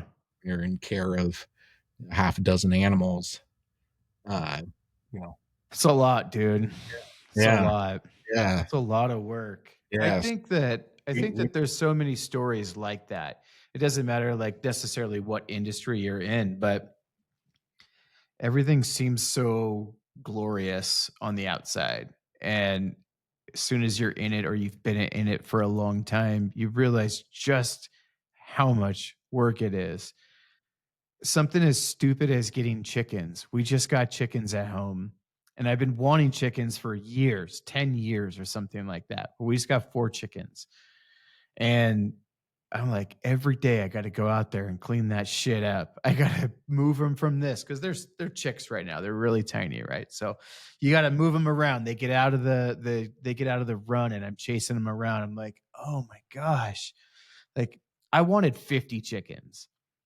50 chickens is not what I'm gonna ever do, right? Because I eat a lot of eggs. So I wanted a bunch of eggs, and so I wanted a bunch of chickens. But it's like, no, no, it's so much shit to do, man. And yeah, so extrapolate that out to horses, do that in small business. I mean, hell, a relationship, right, with your partner. It's all like, I wonder how we all exist on this planet with all of the problems and variables that we have every day. I don't know how we get along. It's crazy. That was a crazy sidebar, so I but you're good. apologize for getting you off track there, but it's just as you're talking about it, I couldn't help think about just how fucking convoluted everything is. Yeah, yeah. Yeah, Like, yeah. I mean, yeah, you got so many things going on when you're running a business, and when you're especially taking care of horses and stuff like that. I mean, taking care of the chickens is a similar type of thing, but it's like maybe it's not Chicken's exactly. not gonna kill you, Yeah, man. The chicken horse, kill they you. can stomp you out. That's right. Luckily, we have no horses that are going to stomp us out, but That's good. uh, That's good. yeah, yeah. But we have a little yearling that's gonna start here probably at the end of the year, and she's a little shit. She's probably 550, 600 pounds now, and luckily we've been able to handle her on a regular basis, and she's for the most part pretty easy to handle. But there's at times when I'm just like, are you gonna kick at me? Like, you Right. got a little Don't you twinkle in do it. Don't do yeah, it. you got that twinkle in your eye, like something's up. Like, Oh my gosh. You know, that is actually that twinkle in their eye. That is a real thing. I don't know if I ever told you this story. Um, right out of high school, I was working for Carlos. Did I ever talk about Carlos or did you meet Carlos? was Carlos the landscaper? Yeah. Yeah, I Okay. I remember So vaguely remember Carlos. yeah, so Carlos started a landscape company out of his Honda Civic when he was right out of high school. Like literally would put the mower in the trunk of the Honda Civic. And his parents, they had a ranch, and they always had different cows, horses, goats, chickens, all kinds of things. They had some bulls there for a while. And somehow, because I worked for the landscape company, I was a ranch hand as well. So one of the heifers, I might butcher this. One of the heifers was giving birth, and is that right? Yeah, The that's fine. heifers? Yeah, Yeah. yeah, okay. A cow gave birth? Whatever.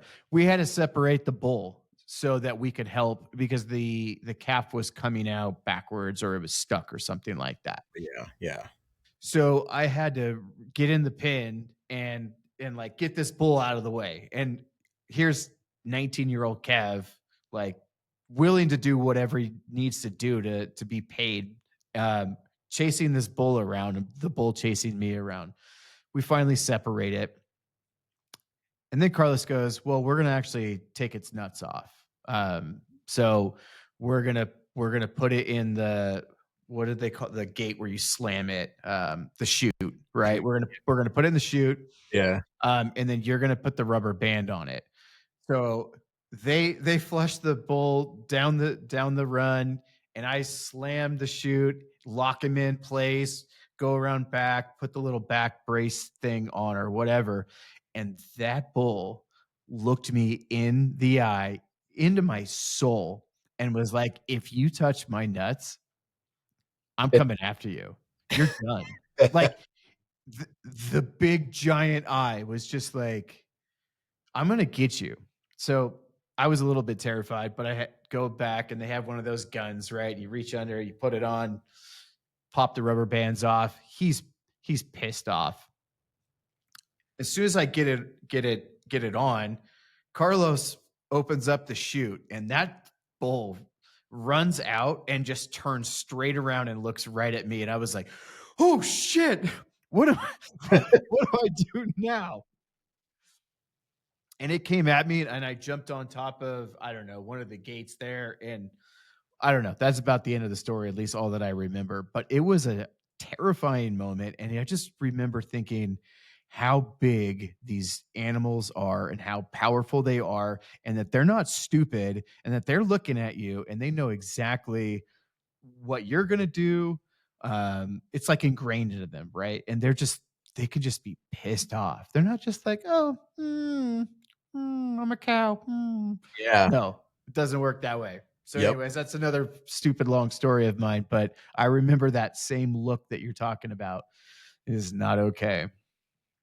Totally. Yeah. Like there's man, in the horse world, there can be really good horses that are just really easy to handle and get along with. And then there's some that have completely different personalities and, are super mouthy, like Yeah.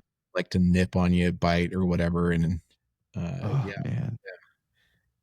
yeah, it's interesting. It's like horses are kind of like people in a sense, all the different personalities, like kind of what I was saying at the beginning of the podcast. It's kind of interesting to be around animals and see different personalities and the way, just from different breeds and stuff like that. Like, oh, that horse has a really calm temperament, or that horse is Sure. really high strung, you know, needs a lot more work and has a lot more I don't know, bigger motor or whatever you want to call it, Yeah. energy, a lot more this or that. But this calm horse over there can, all of a sudden open it up and, you know, run down the fence like a racehorse, and you wouldn't think so, Yeah. you know. I'm dropping the hammer, baby. Yeah, yeah, exactly. It's really interesting. But yeah, I don't know where I was going with that, but Doesn't yeah, matter. I mean, I I think pulled this like way off I track. think I think this podcast is going to be a great large language model for an AI. See, okay, that is that is also another reason why I'm doing this thing, Is it really? like a long-term goal. So, I You're went, gonna, you're going to craft my voice into an AI? "No, no, no, no, no, no. No, okay, so I'll try to make this short, but remember where I'm starting, which is large language models and this podcast. Right. After Mabel was born, I stayed home for the first year. So I took a year sabbatical. All of 24, I basically didn't work. I tried to work, but it wasn't really work. And I started I started noticing a lot of fatigue and a lot of fogginess and a lot of like anger issues, like stuff just kind of happening within my body. And I was trying to figure it out. What is this? What's happening to me? Where's it coming from? Um, I was thinking, oh, well, I'm stressed all the time because I'm at home and I'm taking care of a baby and trying to get my wife to the point where she can go back to work. Right. Um, and I don't have any income. She's the sole income provider here. And so there was a lot of that going on. Long story short, I, somebody suggested to me, you need to do like a blood panel and figure out why you are hurting and you're sore and you're stressed and all this stuff. Um, Found out that I had super low testosterone Mm. and like very low numbers, like in the 100s. And so I've been kind of battling to get that back. But in that process, I thought I was like losing my mind and losing my memory. And I thought I had lost a step. So I was like, how do I train an AI agent or a large language model on how I think? And I was like, well, I can't just tell it to ask me questions and then answer those questions. It doesn't have the tonality in my voice. It doesn't have the passion or the spark. Also, I can't just sit down and type out an answer because my stupid monkey brain doesn't really work that way. I can sit it and type things out for like a client for marketing or for messaging or branding or something like I can type that stuff out because it's like all I have to do is come up with a couple of words or a sentence. But how do I take this business that I'm in right now and put it into a machine so that it can help me because I'm going insane. I'm losing my mind. Again, this was prior to learning that it was just low testosterone. So part of the reason that I wanted to start a podcast was that I'm recording not only my voice, but my thoughts on certain topics, how I think about things, how I respond to people, so that I can program something to kind of help me do what I do. Um, in that process, I came across this software called Delphi. Have you heard of Delphi? Delphi or Delphi? I've Delphi, maybe. Yeah. heard of it, yeah, but I'm not familiar with what it does. It basically creates a you. It would duplicate you, Peter Coughlin, Kevin Mooney. Um, but it's only as good as what you put into it, right? You have to train it. And it needs audio recording, it needs video recording, it needs some sort of structure. It's not going to duplicate you in terms of working for you, but they have monetized the software in a way to where I can put all these inputs in and then I could sell a subscription to the KevBot, and people could pay me $9 a month, and they could talk to Kev on that thing. And it's going to tell them everything that I know, which is all of the inputs that I put into it. So, will I actually use Delphi? I don't know. But this is a part of the process of me documenting me talking and the way that I think so that if it ever comes to that, I can shove this in there. The second part of it is training my own GPTs to help me do the work that I do. So, for instance, like brand strategy work, I've got a process that I go through. That process is kind of dynamic. It changes a little bit every single time, depending on who I'm talking with or working with. The outputs are pretty standard, but the process between the actual process and getting to the outputs is different every single time because every client is different, right? So what I've been trying to do is shove my process into the machine and then work in the machine until it gives me something close to what I actually want out of it. And then I say, great job. You've just now learned how to do brand strategy. And then I go take it and then make it a little bit better and deliver it to the client. Um, but making that GPT is somewhat challenging, and the more I can shove into it, the better, including video, including audio, transcripts, captions, all that stuff. So that's one of the reasons why I'm doing this thing as well, kind of Even doing selfishly. this podcast, yeah. Yeah. It's that's interesting, yeah, like, I I'm still pretty green when it comes to the AI stuff, like, the capabilities that you can do, like, I've never programmed a GPT, I've never dove into Delphi or anything like that. I kind of know the basic concepts of what you're talking about, but I've never dove headfirst into actually doing it. So I find it fascinating that you're going down that road, and I think it's super cool. Like I Dude, want, it's hard. It's hard. There's so much. It's happening so fast. yeah, And I know that AI is a huge topic and all the fucking podcast nerds are all over it and they want to get into the details of it.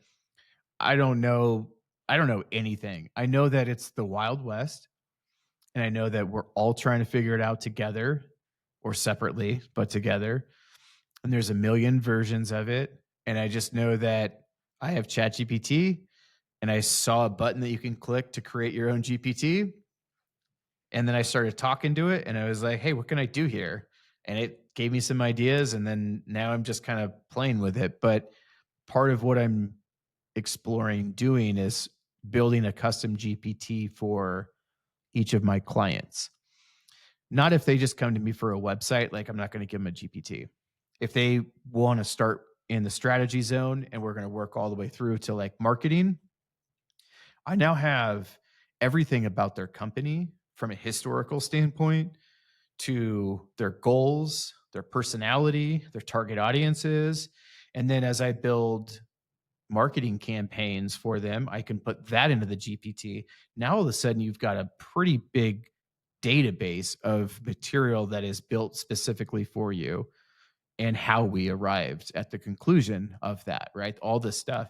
So now you can just ask that GPT, like, hey, I need another marketing campaign coming up for the 4th of July or Christmas is coming up. What could it be like based on what you know about us? And it can spit something out. You still have to massage what it spits out because it's really not that great yet, but it's going to get you pretty far. Um, for those people who don't know anything about marketing, it'll give you a pretty all right campaign. It's not professional quality, but it's going to be pretty okay. So, anyways, I've been just thinking about how can I add more value to the things that I do and deliver to my clients because I'm not the cheapest person in the world. And maybe that's an ego thing, but I charge probably 2 to 3 times what most people are charging. hmm, Um, so it's like, what else can I give them? Let me give you this GPT. Like this is yours now. right. That's super cool that you're able to offer and increase the value proposition with that. Trying. I think that's really neat. I don't know if people are going to buy it because I just started doing this with my last 2 clients, and I started doing it after I'd already started the engagement with them. I Sure, told them, "Hey, you're getting this," but I didn't tell them that in the sales process.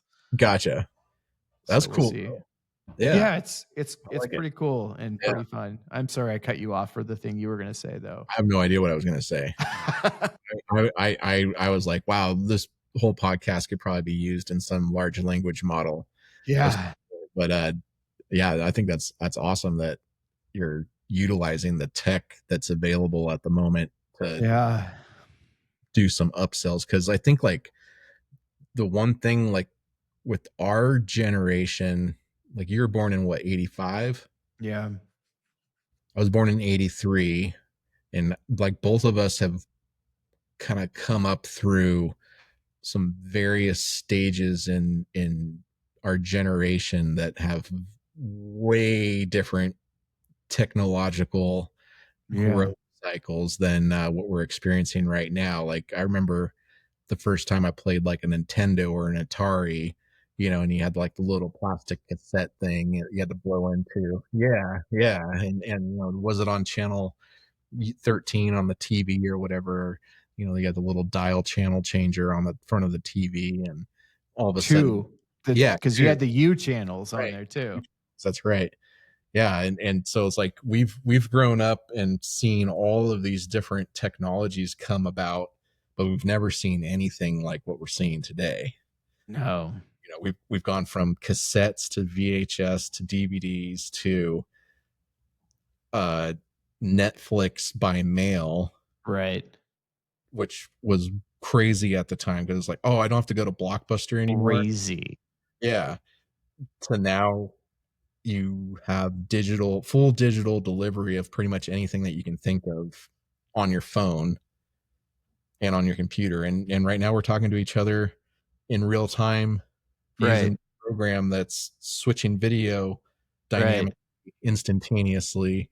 And now at some point in the future, there's going to be, some large language model that's going to watch this podcast and it's going to program some sort of, valid neuron into its little It's digital. gonna create a Peter Thing. Kevin baby just from this Yeah, podcast, and it's gonna totally. be a Yeah. robot that lives in We're the we're digital making world. a digital AI baby right now, and we don't even know it.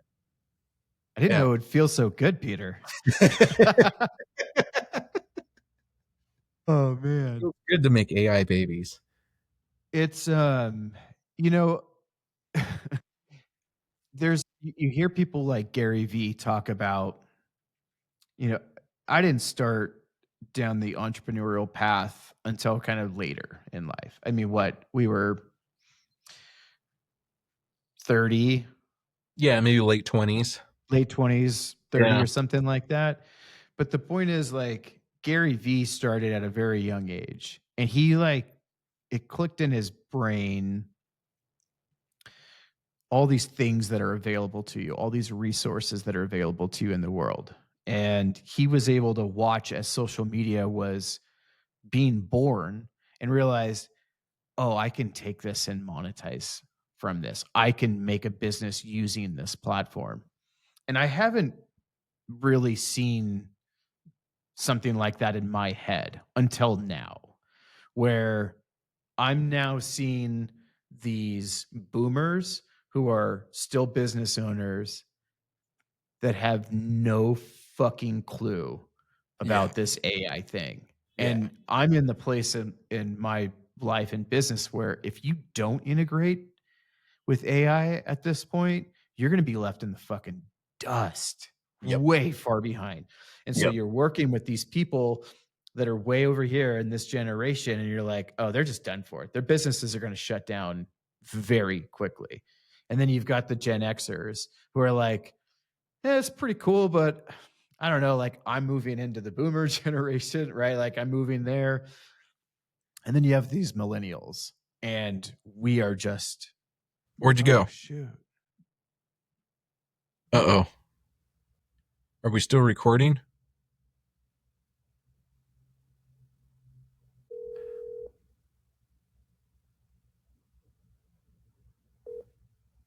Oh man, what happened? I don't know what happened, Kevin. I'm still seeing myself on the screen and Are you still there? it still says I'm recording. Oh, that's so cool. I I'm have trying to I get have my back cell in. phone in front of the camera. Oh, there There you it are. is. You're coming back. There you are. Oh, now you're on the left side of my screen. Dude. Oh Oh, yeah. this is Should now I can should look we over here. should we change it? I don't want to No, look at. Did it change for you? you were originally on the right side of my laptop screen and now you're on the left. Man, Yeah, so you bumped me over. that's so weird. I don't know what just happened, but I was in the middle of like an epic fucking rant Oh, I was like, going. that was it? We're coming up on 2 hours and I'm like, did we have a 2 hour limit? That's what I thought. As soon Yeah. as this thing kicked off, I was like, "Oh no." And then I tried to rejoin and it said recording and you are not allowed to join, but it was like we can't connect to the internet right now. And now my echo cancellation is turned off for some reason. Oh man, this just No. ruined the whole thing. But I think Technology. where I was going with it, Come on, just to AI. Where's our AI Riverside? for real AI, what the heck, Riverside? Um, I guess what I was about to say was, and then we can probably wrap this up. 2 hours is a good first fucking podcast, Peter, right? High Dude, five, dude. yeah. Um, what I was saying is that, like, for the first time in my business career, I'm seeing this huge shift and opportunity and being like, "Oh, I have to figure out how to capitalize on this thing and monetize it." And it's not just for money, right? It's like, how do we get exposure and create Well, it's some like of it's those the freedoms? yeah, it's a new thing. Like it's going whether you like it or not, the new AI technology that's coming out is going to be integrated in one way or another into your business or into your even into your everyday life. And it's kind of one of these things like, I don't know, that like having a cell phone, like you're gonna have to learn how to use it at some point in time, you know. 100%. And if you choose There's not still to, people out you're there just gonna that be are hanging on to their flip phones, you know, that don't want to switch over to a regular iPhone with a touch screen because they're terrified yeah, of giving up that flip phone. And I kind of look at it the same way with the AI large language models or just the AI tools in general. Like you know, people say, "Oh, that stuff it just scares the shit out of me," and it's like, well, yeah, I get it. Like there are some scary aspects to it. Like there is the potential of a Terminator esque future. Let's hope that doesn't happen. But right. at the same time, like there's all of these great benefits that can happen by learning how to use the tools For for your, sure. that will make your life easier. That will make uh, I think that we have to think about it like this. We have to use it in a way that it helps us, not does our job, because there's already a study that has come out, I believe it's from Harvard. People who use ChatGPT incessantly are now like 40% dumber. And yeah, I say that because that's funny, but it's really more like they use 40% less of their brain because they're relying on that machine to do it for them. That is fucking bananas. And I'm guilty of it. And I've caught myself doing it. And I I am. sit down to write Yeah, copy or something like that for an ad campaign. And I go, I don't know how to do this. Uh, so it is I see how it can do it. So I think if if at if for it, how do I say this? If anything, help use that to help speed up process or admin tasks or things like that, and not pretend that it's going to do your job for you. And if it does do your job for you, you've probably worked yourself into a position where you're no longer needed and it's just going to take over your job. right, right. So you got to you got to keep the thinking part going just a little bit. What do you think about the new like humanoid robot technology that's kind of on the horizon? I I read this, think we I read this article maybe 8 months ago, and I haven't followed up with it because I just kind of got sidetracked or whatever. But this just popped into my head. There was a robotics company somewhere over in the valley in Oregon. Maybe it was Hillsboro or one of like the tech sector areas of like the Portland metropolitan area, something like that. But this startup company was building robots with no programming because they knew that the programming was going to come later after the AI large language, like physical models were available to program the robot. Whoa. Like whoever the investor group was in this business was like, we know how fast this is going to go. Let's start production now on this robot V1, Whoa. knowing that the actual like AI software tech stack was going to come later. Holy shit. Yeah. That's crazy. Where that company is today, but you kind of follow some of these other robotic companies that are doing, you know, AI physical language model learning or whatever, being able to interact in different environments and with people and stuff like that. And it's like 5 years from now might be a much different landscape. Like you're starting to see it on social media, like some like robots walking down the street, and it's like everybody's got their cell phone out, videoing, these little AI dudes because they're like they've never seen anything like that before. And yeah, it's kind of crazy. He I this on his like shareholder presentation 6 months ago and says like their line of robots that they're working on, and that he has like another spin-off company that's, I can't remember what the name of it is, but it's like the Optimus robot. I don't know, whatever the sure. name of the product is. They're working on it, and they have like 2,000 of them that they're produced this year. And basically, like you can buy one of these things and bring it to your house, and the goal is like you can talk to it, it can walk around with you, and you can show it how to do task. Get the fuck out of here.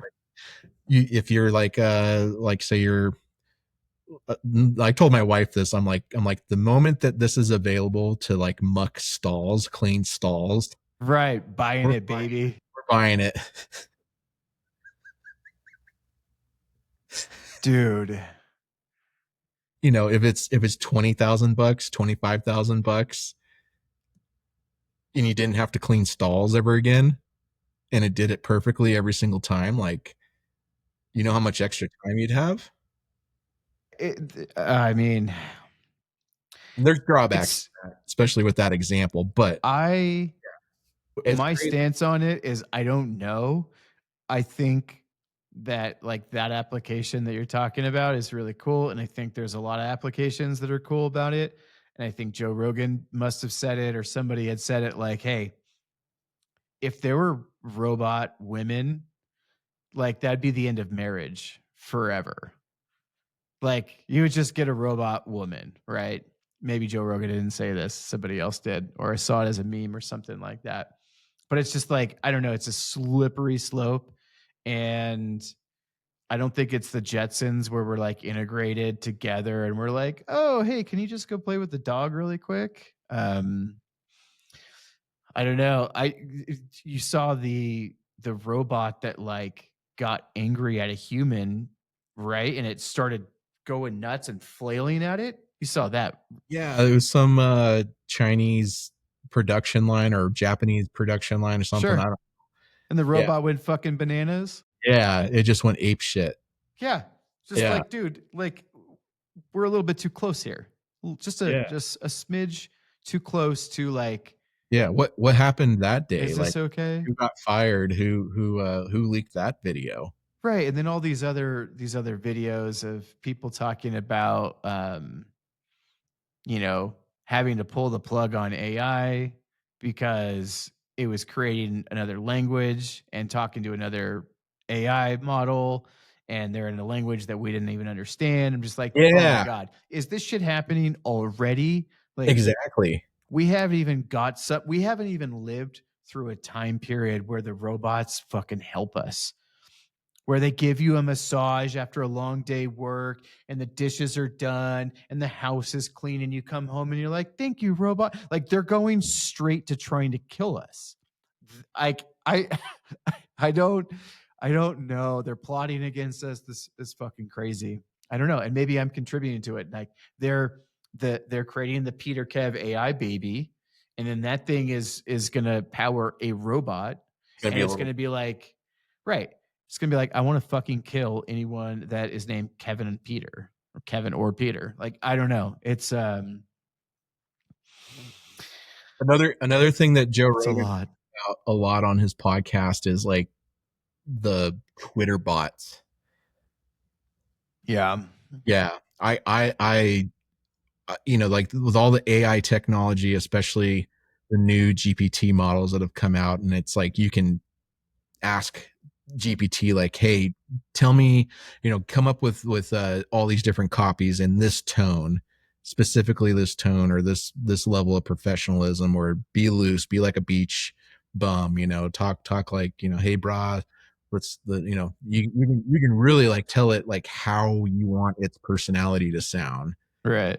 And like in my head, I'm like, maybe there's a lot to be said about like all of the social media posts that are out there online. Like you don't have any idea who it is behind a lot of the posts that are out there anymore. And it's like how many posts that you see online, whether it's on Instagram or whether it's on X, whether it's on Facebook, how do you know that that's even a real person? How do Well, you know? it's even getting like worse than that. So I see all these products that are sold, um, like those like jaw exercisers, right? Those To things get that rid you of put your yeah, right, to get rid of your fat double chin or whatever. right? Like I should probably buy one of those. Right. And so Yeah. there's videos, and that there's other ones for like sleep apnea tools and things like that. And you will see a real video of Joe Rogan or Andrew Huberman talking, and somebody has gotten that video and they've ran it through AI, and it's so good now that like these products are not endorsed by Joe Rogan. They are not even. I go back and try to find the episode where he talks about them, and they don't even fucking exist. So they've taken these things and they've taken the audio and they can modify and sync the audio to the lips, and they will promote their product. And you click on the link and it goes to some website, and it's just like how many people bought that Jazzerciser because they said or they thought Joe Rogan endorsed it by talking about his podcast, or Andrew Huberman or something. And you can catch it if you're watching the video closely. The lips are off just by a smidge. And I'm just like, this is this is fucking bananas. People are getting super rich off of this stuff. So Yeah. not only is the content not real, it's but it's overloaded with AI content. And sure, some of it's funny. That Yeti vlog stuff is Yeah, fucking the great. Bigfoot stuff. Yeah. But I think that's okay with me because it's pretty harmless, right? Um, but the point is like everything is going in that direction, and how is my mom gonna decipher what's fucking real or not? How is she gonna, you know, is Joe Biden alive? We don't know. We We don't don't even know at this point, right? And even if he was dead, for sure, guaranteed dead, the He AI still lives. Yeah. programs, you still wouldn't know. You still wouldn't know. You would have Yeah. no idea. Did Epstein really kill himself or was that somebody else? It's just it is so crazy at this point, and I don't even trust anything out there, and it sucks because I'm in the industry of putting things out there so that people will see it and buy something. And I don't know, it's We can say for certain that this is a real genuine podcast. how do you know this thing straight glitched right in the middle? How do you See, know that's that that what an is AI would say. that's oh, I don't know, Peter, but this part of But I the mean, that's conversation has been really good, where we yeah, not just like reminisce about our past, and it's less structured and it's more about like, hey, did you hear about this crazy thing? Yeah, that was bananas. yeah, That is really what I enjoy about these types of conversations. absolutely. It- it- I, I don't know which way is up or down anymore when I'm on social media or Yeah. listening to the news. I don't know what's sideways. I don't know what's right, what's left, what's up or down. Like everything is really confusing. And I don't think it's going away. I think it's going to get worse. But yeah. I think it's been like that for some time now, and It's been like that for a long time, I people are think. just now realizing Well, with think about this. I was just emergence of talking, I don't know, maybe I was talking to you. I think I was talking to Brant. You see these memories. people. Brant's doing pretty good, man. Nice. Like I'm trying to get him on the show at some point and just We should like do have a it special. do a thing. Yeah. Yeah, But I was talking to him about podcasting and the power of podcasting. So much so that you see these people who have a setup just like me. They have their screen, they have their camera, they have their microphone, Yeah. and they probably use Riverside, and they're just talking into the microphone as if they're talking to someone, but they never show the other person on the other side of the screen. And they're just like, "Oh, you should oh my god, you should be doing this, you should be doing that. That's why you have to buy my package or whatever." Right?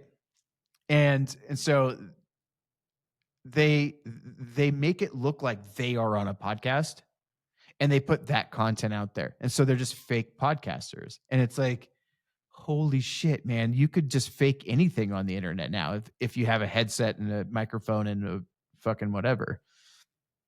Let me guess, that's Wes. That was my father. Heck yeah, Peter Senior.